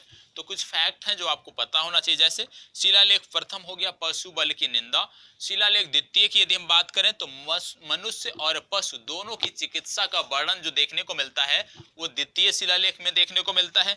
जो तृतीय शिलालेख था उसमें था कि राजकीय जो अधिकारी होते हैं 5 वर्ष के उपरांत राजकीय दौरे पर जाएंगे, क्षेत्र के दौरे पर जाएंगे, ये आपके शिलालेख 3 में इसका वर्णन किया गया है। शिलालेख 4 की यदि हम बात करें तो भेरी घोष की जगह धम्म घोष की चर्चा यहाँ पे होती है शिलालेख नंबर 4 में। शिलालेख नंबर 5 में होती है धर्म महामात्रों की नियुक्ति। और इसके बाद आता है शिलालेख नंबर 6 जहाँ पे बात की गई है कि आत्मनियंत्रण की शिक्षा, आत्मनियंत्रण की शिक्षा बताता है शिलालेख नंबर 6। और इसके बाद शिलालेख नंबर 7 है और शिलालेख नंबर 8 है। महत्वपूर्ण है, क्यों महत्वपूर्ण है? क्योंकि यहाँ पे तीर्थ यात्राओं का वर्णन किया गया है, अशोक के तीर्थ यात्राओं का वर्णन किया गया है शिलालेख नंबर 7 और 8 में, ये पता होना चाहिए। 9वां नंबर जो शिलालेख है वो सच्ची भेंट से संबंधित है, सच्ची भेंट और शिष्टाचार से संबंधित है। 10 नंबर का जो शिलालेख है वो आदेश देता है कि राजा तथा उच्च पदाधिकारी हमेशा प्रजा हित में सोचें। और जो शिलालेख नंबर 11 है वो धम्म की व्याख्या करता है। तो शिलालेख नंबर 11 भी महत्वपूर्ण है कि धम्म की व्याख्या शिलालेख नंबर 11 में देखने को मिलती है। शिलालेख नंबर 12 है जहां पे स्त्री महामात्रों की नियुक्ति की बात की गई है। और शिलालेख नंबर 13 है जो और भी महत्वपूर्ण है, जिसमें कलिंग विजय की बात की गई है। और शिलालेख नंबर 14 है जहां पे प्रजा को सात्विक जीवन बिताने की बात की गई है। तो कुछ शिलालेख हैं जिनके बारे में आपको पता होना चाहिए, इनसे जुड़े हुए निश्चित रूप से आपको प्रश्न भी अभी देखने को मिलेंगे। ये तो हो गए शिलालेख। अब कुछ अभिलेख भी थे जहां से संदर्भित प्रश्न पूछे जाते हैं। जैसे एक था भाभू अभिलेख, एक है भाभू अभिलेख। तो भाभू अभिलेख में क्या था? भाभू अभिलेख में अशोक ने खुद को मगध का सम्राट बताया है। अशोक ने खुद को मगध का सम्राट कहां पे बताया है? भाभू अभिलेख में बताया है। दूसरा महत्वपूर्ण जो अभिलेख है वो आपका है सौहगौरा ताम्रपत्र अभिलेख। सौहगौरा ताम्रपत्र अभिलेख। और जो सौहगौरा ताम्रपत्र अभिलेख है, यहाँ पे बताया गया है कि खाद्यान्न को संकट काल के लिए सुरक्षित रखना है। तो खाद्यान्न को संकट काल के लिए सुरक्षित रखने की जो बात की गई है वो सौहगौरा ताम्रपत्र अभिलेख में की गई है। इसके बाद आता है मासिकी का लघु शिलालेख। जो मासिकी का लघु शिलालेख है, यहाँ पर पहली बार अशोक के व्यक्तिगत नाम अशोक का वर्णन किया गया है। जो ये अभिलेख है मासिकी का लघु शिलालेख, ये महत्वपूर्ण इसलिए है क्योंकि पहली बार अशोक के व्यक्तिगत नाम का वर्णन इस शिलालेख में किया गया है, इसलिए ये महत्वपूर्ण है। इसके बाद अगला आप देखेंगे तो एक प्रश्न बनता है कि कौन सा अंग्रेज था जिसने अशोक के शिलालेखों का प्रथम वाचन किया, प्रथम पढ़ा? तो अंग्रेज की बात यदि हम करते हैं तो इनका नाम है जेम्स प्रिंसेप। जेम्स प्रिंसेप थे जिन्होंने अशोक के अभिलेखों को पढ़ा था, और ये पहले अंग्रेज थे जिन्होंने अशोक के शिलालेखों को पढ़ा था। तो ये भी आपको महत्वपूर्ण है, पता होना चाहिए। अगला अभिलेख जिससे यह प्रमाणित होता है कि चंद्रगुप्त का प्रभाव पश्चिम भारत पर था, कौन था? किस अभिलेख से पता चलता है कि चंद्रगुप्त का जो प्रभाव था ये पश्चिम भारत पर था? ये आपको बताना है। तो इसका जो सही उत्तर है वो है रुद्रदामन का जो जूनागढ़ शिलालेख है। इससे पता चलता है कि अशोक का जो चंद्रगुप्त का जो प्रभाव था ये पश्चिमी भारत पर भी था। प्रश्न संख्या 57, गुर्जरा लघु शिलालेख जिसमें अशोक का नामोल्लेख किया गया है कहाँ स्थित है? गुर्जरा लघु शिलालेख जहां पे अशोक के नाम का प्रयोग किया गया है वो कहां पर स्थित है? ये आपके स्थित है मध्य प्रदेश के दतिया जिले में। ठीक है, दतिया में आपको गुर्जरा लघु शिलालेख देखने को मिल जाएगा। अगला है निम्नलिखित में से किस एक अभिलेख में अशोक के व्यक्तिगत नाम का उल्लेख मिलता है? अभी मैंने आपको बता दिया था कि किस में देखने को मिलता है, मासिकी नामक लघु शिलालेख में देखने को मिलता है। मैंने आपको बताया था कि जो मासिकी नामक लघु शिलालेख है वहां पे इसके व्यक्तिगत नाम का उल्लेख मिलता है। तो डी विकल्प आपका सही उत्तर है। निम्नलिखित में से किस मौर्य राजा ने दक्कन की विजय प्राप्त की थी? दक्कन की विजय प्राप्त करने वाला कौन सा मौर्य सम्राट था, ये आपको बताना है। तो दक्कन की विजय की बात हो रही है, तो दक्कन की विजय प्राप्त किया था चंद्रगुप्त ने। ठीक है, बी विकल्प आपका सही उत्तर। अगला कालसी प्रसिद्ध है। कालसी किसके लिए प्रसिद्ध है? कालसी किसके लिए प्रसिद्ध है? यहां से शिलालेख भी मिला है। तो किसके लिए प्रसिद्ध है? तो कालसी जो प्रसिद्ध है वो अशोक के शिलालेखों के कारण प्रसिद्ध है। ये आपको उत्तराखंड में देखने को मिलेगा। अगला प्रश्न है निम्नलिखित में से किसने सैंड्रोकोट्स चंद्रगुप्त मौर्य सिकंदर की महान भेंट का उल्लेख किया है? ठीक है, किसने सिकंदर और चंद्रगुप्त मौर्य की महान भेंट का उल्लेख किया है? चार विकल्प आपके सामने हैं और इसका जो सही उत्तर है वो आपका है जस्टिन। जस्टिन ने सिकंदर और चंद्रगुप्त मौर्य की भेंट के बारे में बताया है, वर्णन किया है। अगला कौटिल्य प्रधानमंत्री थे। कौटिल्य का अर्थशास्त्र पुस्तक अभी आपने देखा। अब बोला जा रहा है कौटिल्य प्रधानमंत्री थे, किसके काल में थे? कौटिल्य किसके काल में प्रधानमंत्री थे? तो ये संबंधित थे चंद्रगुप्त मौर्य से संबंधित। तो सी विकल्प आपका सही उत्तर है। इनकी जो पुस्तक है उसका नाम है अर्थशास्त्र। निम्नलिखित युग्मों में से कौन सा एक सही सुमेलित है? इनमें से कौन सा एक सही सुमेलित है ये आपको बताना है। इसमें से कौन सा सही सुमेलित है ये आपको बताना है। चार विकल्प आपके दिए हुए हैं और इसका जो सही उत्तर है ये है कुषाण। गांधार शैली कला जो है, गांधार कला जो शैली है, ये कुषाणों के काल में फली फूली और इसका जो विकास हुआ था ये आपको इसी काल में देखने को मिलता है। एक गांधार कला शैली, दूसरा मथुरा शैली का जो विकास है ये आपको कुषाण के शासन काल में देखने को मिलता है। ठीक है, कुषाण शासक कनिष्क के शासन काल में आपको ये देखने को मिलता है, ये आपको पता होना चाहिए। तो कुषाण शासक थे कनिष्क, जिनके शासन काल में गांधार कला शैली और मथुरा शैली का विकास हुआ था। सातवाहनों की राजधानी अवस्थित थी, सातवाहनों की जो राजधानी थी वो कहां अवस्थित थी ये आपको बताना है। चलिए बताएं, सातवाहनों की राजधानी जो थी ये कहां अवस्थित थी? ये आपकी अवस्थित थी अमरावती में। सातवाहनों की जो राजधानी आपको देखने को मिलेगी ये अमरावती में देखने को मिलेगी। अगला प्रश्न, मौर्यों के बाद दक्षिण भारत में सबसे प्रभावशाली राज्य कौन सा था? मौर्यों के बाद दक्षिण भारत में सबसे प्रभावशाली राज्य कौन सा था? इसका उत्तर है सातवाहन। ठीक है, और अभी पिछले प्रश्न में मैंने बताया कि सातवाहनों की जो राजधानी थी वो अमरावती थी, लेकिन यदि हम देखें तो जो इनकी वास्तविक राजधानी थी वो प्रतिष्ठान या पैठन थी। क्या नाम था? प्रतिष्ठान या पैठन इनकी वास्तविक राजधानी हुआ करती थी। ठीक है, तो यदि विकल्प में प्रतिष्ठान या पैठन दिया हुआ है तो पहले आप प्रतिष्ठान या पैठन को टिक करेंगे। ये दोनों विकल्प नहीं दिए हुए हैं तो आप अमरावती को टिक करेंगे। यदि हम बात कर लें कि सातवाहन जो साम्राज्य था इसकी स्थापना, इस वंश की स्थापना किसने किया था, तो इस वंश की स्थापना किया था सिमुक नामक व्यक्ति ने। ये भी आपको पता होना चाहिए। ठीक है, चलिए अगला, सिमुक निम्नलिखित में से किसका संस्थापक था? सातवाहन, अभी मैंने आपको बता दिया। अगला, बिना बेगार के किसने सुदर्शन झील का जीर्णोद्धार कराया? बिना बेगार के किसने सुदर्शन झील का जीर्णोद्धार कराया, ये आपको बताना है। चलिए बताएं, किसने बिना बेगार के सुदर्शन झील का जीर्णोद्धार कराया? तो इसका उत्तर है रुद्रदामन प्रथम। रुद्रदामन प्रथम ने बिना बेगार के इसका एक प्रकार से देखें तो जीर्णोद्धार कराया था। किसका? सुदर्शन झील का। और ये महत्वपूर्ण प्रश्न है। अगला है, बुद्ध के सिक्कों पर, बुद्ध का किसके सिक्कों पर अंकन हुआ है? बुद्ध का अंकन किसके सिक्कों पर हुआ है ये आपको बताना है। और जिसके सिक्कों पर हुआ है चौथी बौद्ध संहिता उसी के शासन काल में हुई थी, तो आपको याद रखना है कनिष्क। ठीक है, बी विकल्प आपका सही उत्तर है। अगला, अश्वघोष किसका समकालीन था? अश्वघोष जो था ये किसका समकालीन था ये आपको बताना है। अश्वघोष किसका समकालीन था? अश्वघोष जो थे वो कनिष्क के समकालीन थे। निम्नलिखित में से कौन एक कनिष्क के दरबार से संबंध नहीं था? इनमें से कौन से थे जो कनिष्क के दरबार से संबंधित नहीं थे ये आपको बताना है। इनमें से कौन कनिष्क के दरबार से संबंधित नहीं थे? इसका उत्तर है पतंजलि, क्योंकि जो पतंजलि, महर्षि पतंजलि थे ये शुंग कालीन विद्वान थे और ये कभी भी कनिष्क के दरबार से संबंधित नहीं थे। अगला है, विक्रमशिला नामक प्राचीन विश्वविद्यालय की स्थापना किस शासक ने किया था? विक्रमशिला नामक जो विश्वविद्यालय था इसकी स्थापना किसने किया था ये आपको बताना है। किस पाल शासक ने किया था ये आपको बताना है।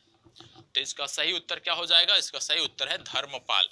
और जैसे ही हम बात कर रहे हैं विक्रमशिला की, तुरंत आपको नालंदा विश्वविद्यालय भी याद आना चाहिए। क्यों याद आना चाहिए?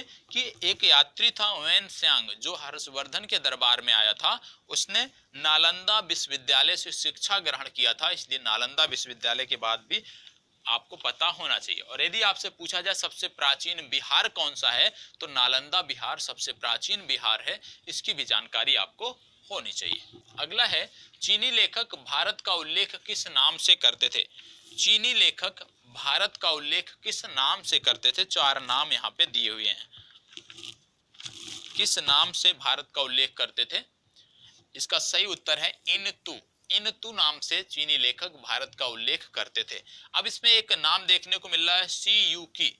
सी यू की क्या था? सी यू की था ह्वेनसांग जो थे, ये जब हर्षवर्धन के शासन काल में भारत आए थे तो इनका जो यात्रा विवरण का जो ग्रंथ है, ह्वेनसांग के जो यात्रा विवरण का ग्रंथ है, जो हर्षवर्धन के काल में भारत आए थे, नालंदा से इन्होंने शिक्षा ग्रहण किया था, तो उनका जो था सी यू की नाम से इनका ग्रंथ है। ये आपको पता होना चाहिए कि सी यू की क्या है, तो सी यू की के बारे में भी आपको जानकारी होनी चाहिए।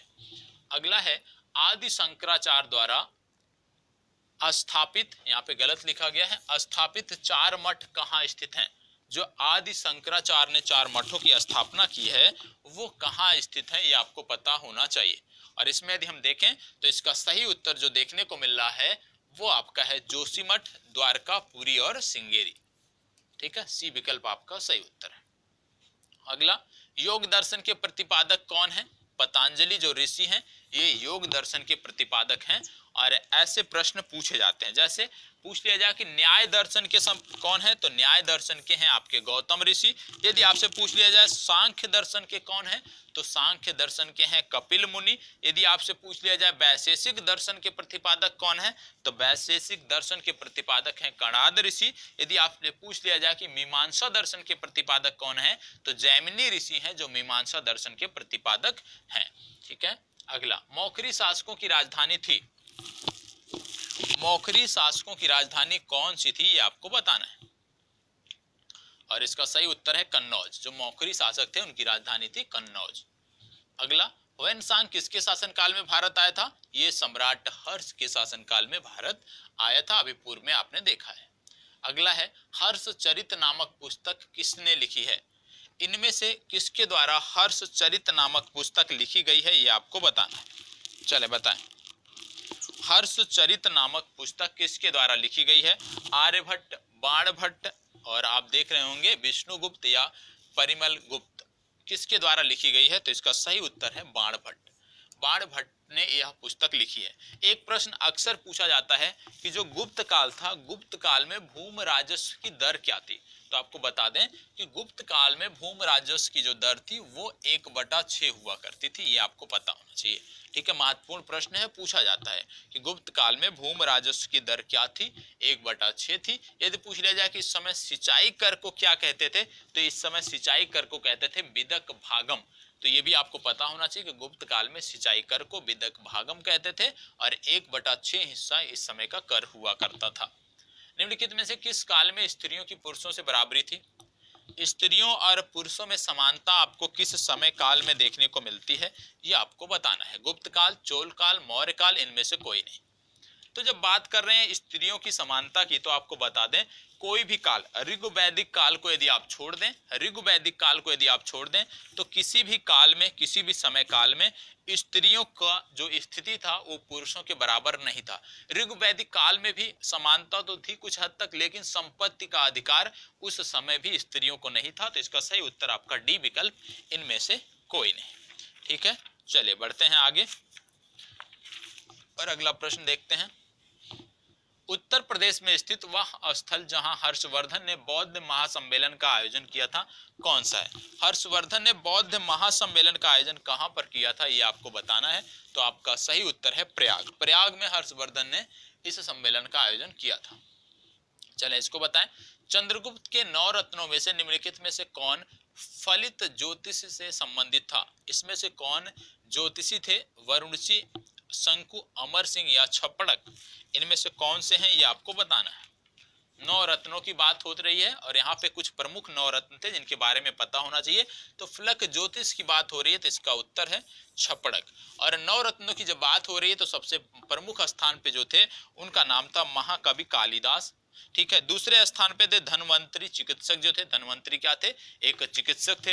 एक और नाम आपको याद रखना है बराहमिहिर। बराहमिहिर क्या थे? खगोल विज्ञानी थे। और बेताल भट्ट कौन थे? एक जादूगर थे। और घटकर पर कौन थे? एक कूटनीतिज्ञ थे। तो इनके नाम इस तरह से पूछे जा सकते हैं कि इस समय काल में बराहमिहिर क्या थे? बराहमिहिर का संबंध किससे है? तो बराहमिहिर एक खगोल विज्ञानी थे। यदि हम बात करें धन्वंतरी का संबंध किससे है? ये एक चिकित्सक थे। बेताल भट्ट कौन थे? एक जादूगर थे। और घट पर कर पर कौन थे? एक कूटनीतिज्ञ थे। ये आपको जानकारी होनी चाहिए। चलिए इसको बताएं, निम्नलिखित में से किस गुप्त शासक ने सर्वप्रथम सिक्के जारी किए? सर्वप्रथम सिक्के जारी करने वाला गुप्त शासक कौन है? सर्वप्रथम सिक्के जारी करने वाला गुप्त शासक कौन है? तो इसका सही उत्तर है चंद्रगुप्त प्रथम। चंद्रगुप्त प्रथम ने सर्वप्रथम सिक्के जारी किए थे। यदि आपसे पूछ लिया जाए कि रजत सिक्के जारी करने वाला पहला गुप्त शासक कौन सा है, तो आप टिक करेंगे चंद्रगुप्त द्वितीय। तो याद रखिएगा, सबसे पहले सिक्के जारी करने वाला गुप्त शासक चंद्रगुप्त प्रथम। यदि बात किया जाए रजत सिक्के जारी करने वाला प्रथम शासक तो चंद्रगुप्त द्वितीय को आपको टिक करना है। ठीक है, चलिए आगे बढ़ते हैं। सती प्रथा का प्रथम अभिलेखीय साक्ष्य कहां पे प्राप्त हुआ है? सती प्रथा का प्रथम अभिलेख साक्ष्य कहां पे प्राप्त हुआ है? इसका सही उत्तर है एरण से प्राप्त हुआ है। ये विकल्प आपका सही उत्तर है। अगला, रजत सिक्का जारी करने वाला प्रथम गुप्त शासक कौन था? अभी मैंने बताया कि चंद्रगुप्त द्वितीय थे, तो इनके बारे में भी आपको जानकारी हो गई। 84, प्रथम गुप्त शासक जिसने परम भागवत की उपाधि धारण की थी वो कौन था? परम भागवत की उपाधि धारण करने वाला प्रथम गुप्त शासक कौन था?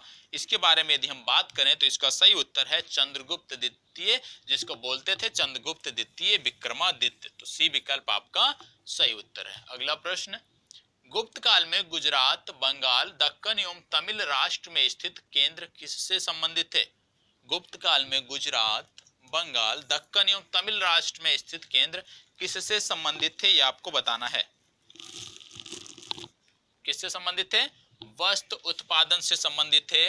और इस समय काल में जो प्रमुख व्यापार हुआ करता था वो ताम्र लिप्ति बंदरगाह से हुआ करता था। ये भी जानकारी आपको होनी चाहिए। अगला, गुप्त काल में उत्तर भारतीय व्यापार निम्नलिखित में से किस एक पत्तन से होता था? ताम्रलिप्त पत्तन से होता था। अभी मैंने आपको पूर्व में बताया। अगला प्रश्न, भारत का नेपोलियन किसे कहा जाता है? भारत का नेपोलियन किसे कहा जाता है? सामान्य सा प्रश्न है, तो भारत का नेपोलियन कहा जाता है समुद्रगुप्त को, याद होना चाहिए। अगला, निम्नलिखित शासकों में से किस एक ने 4 अश्वमेध योगों का संपादन किया है? कौन सा ऐसा शासक था जिसने 4 अश्वमेध यज्ञ किए हैं? ये आपको बताना है।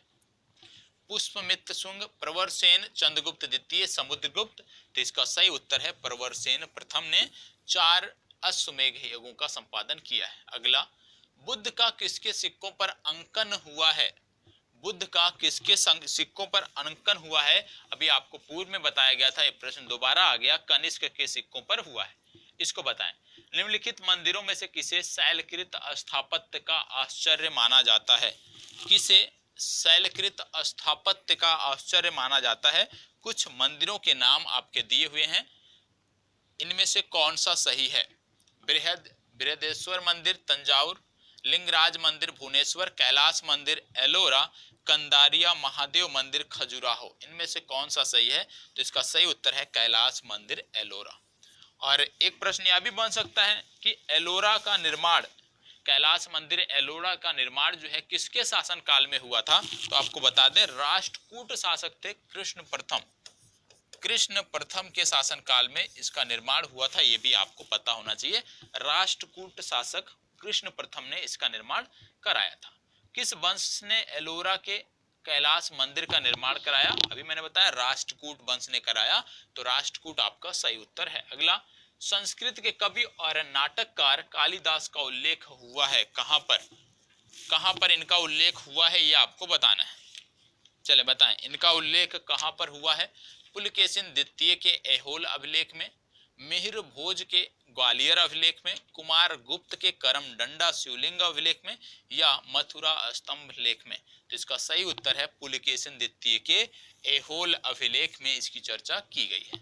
अगला प्रश्न, किस दक्षिण भारतीय राज्य में उत्तम ग्राम प्रशासन था? उत्तम ग्राम प्रशासन आपको कहां पर देखने को मिलता है? दक्षिण भारतीय राज्य की बात हो रही है, तो उत्तर आपका होगा चोल। अगला, निम्नलिखित राजवंशों में किसके शासक अपने शासन काल में ही अपना उत्तराधिकारी घोषित कर देते थे? तो यहाँ पे दक्षिण भारतीय की बात हो रही है, तो आप टिक करेंगे चोल।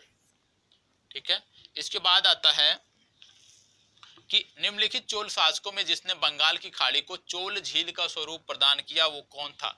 बंगाल की खाड़ी को चोल झील का स्वरूप प्रदान किया वो शासक कौन था?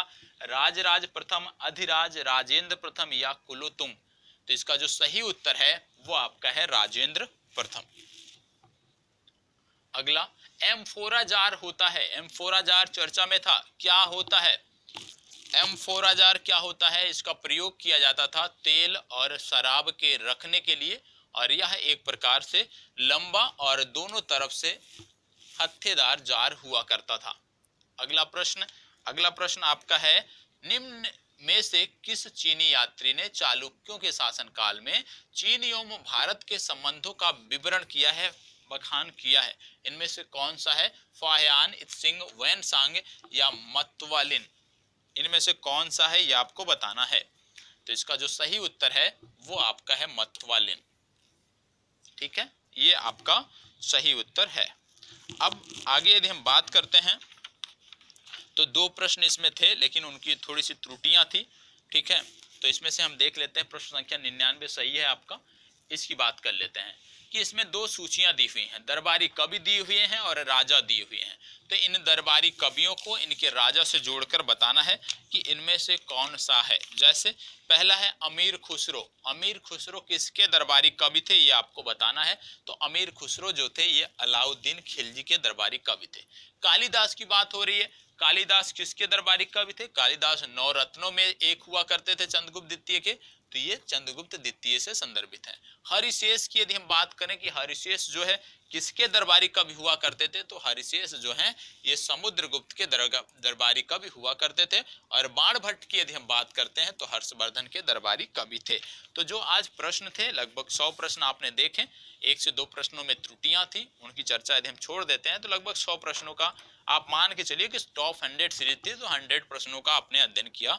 और समग्रता से यदि आपने देखा होगा तो लगभग, बहुत ज्यादा तो नहीं लेकिन आप कह सकते हैं कि लगभग 90% आपका जो पाठ्यक्रम है उसका रिवीजन लगभग आपके 1 से 1.5 घंटे के अंदर हो गया है।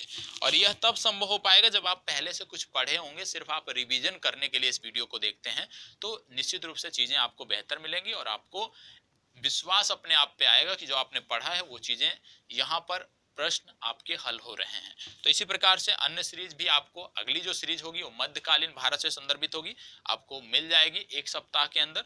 तो यदि अच्छा लगा हो तो प्लीज एक लाइक, शेयर और कमेंट अवश्य करिएगा। और जो भी मित्र एग्जाम देने जा रहे हैं, कोई भी परीक्षा जो आपकी आगामी परीक्षाएं हैं जिनमें कम समय मिलता है रिवीजन का, वहां पे आप टॉप 100 सीरीज देखकर जा सकते हैं और निश्चित रूप से आपको पूरा की पूरी यहाँ पे मदद मिलने वाली है। तो यहीं पे अपनी चर्चा को विराम देते हैं। बहुत बहुत आभार।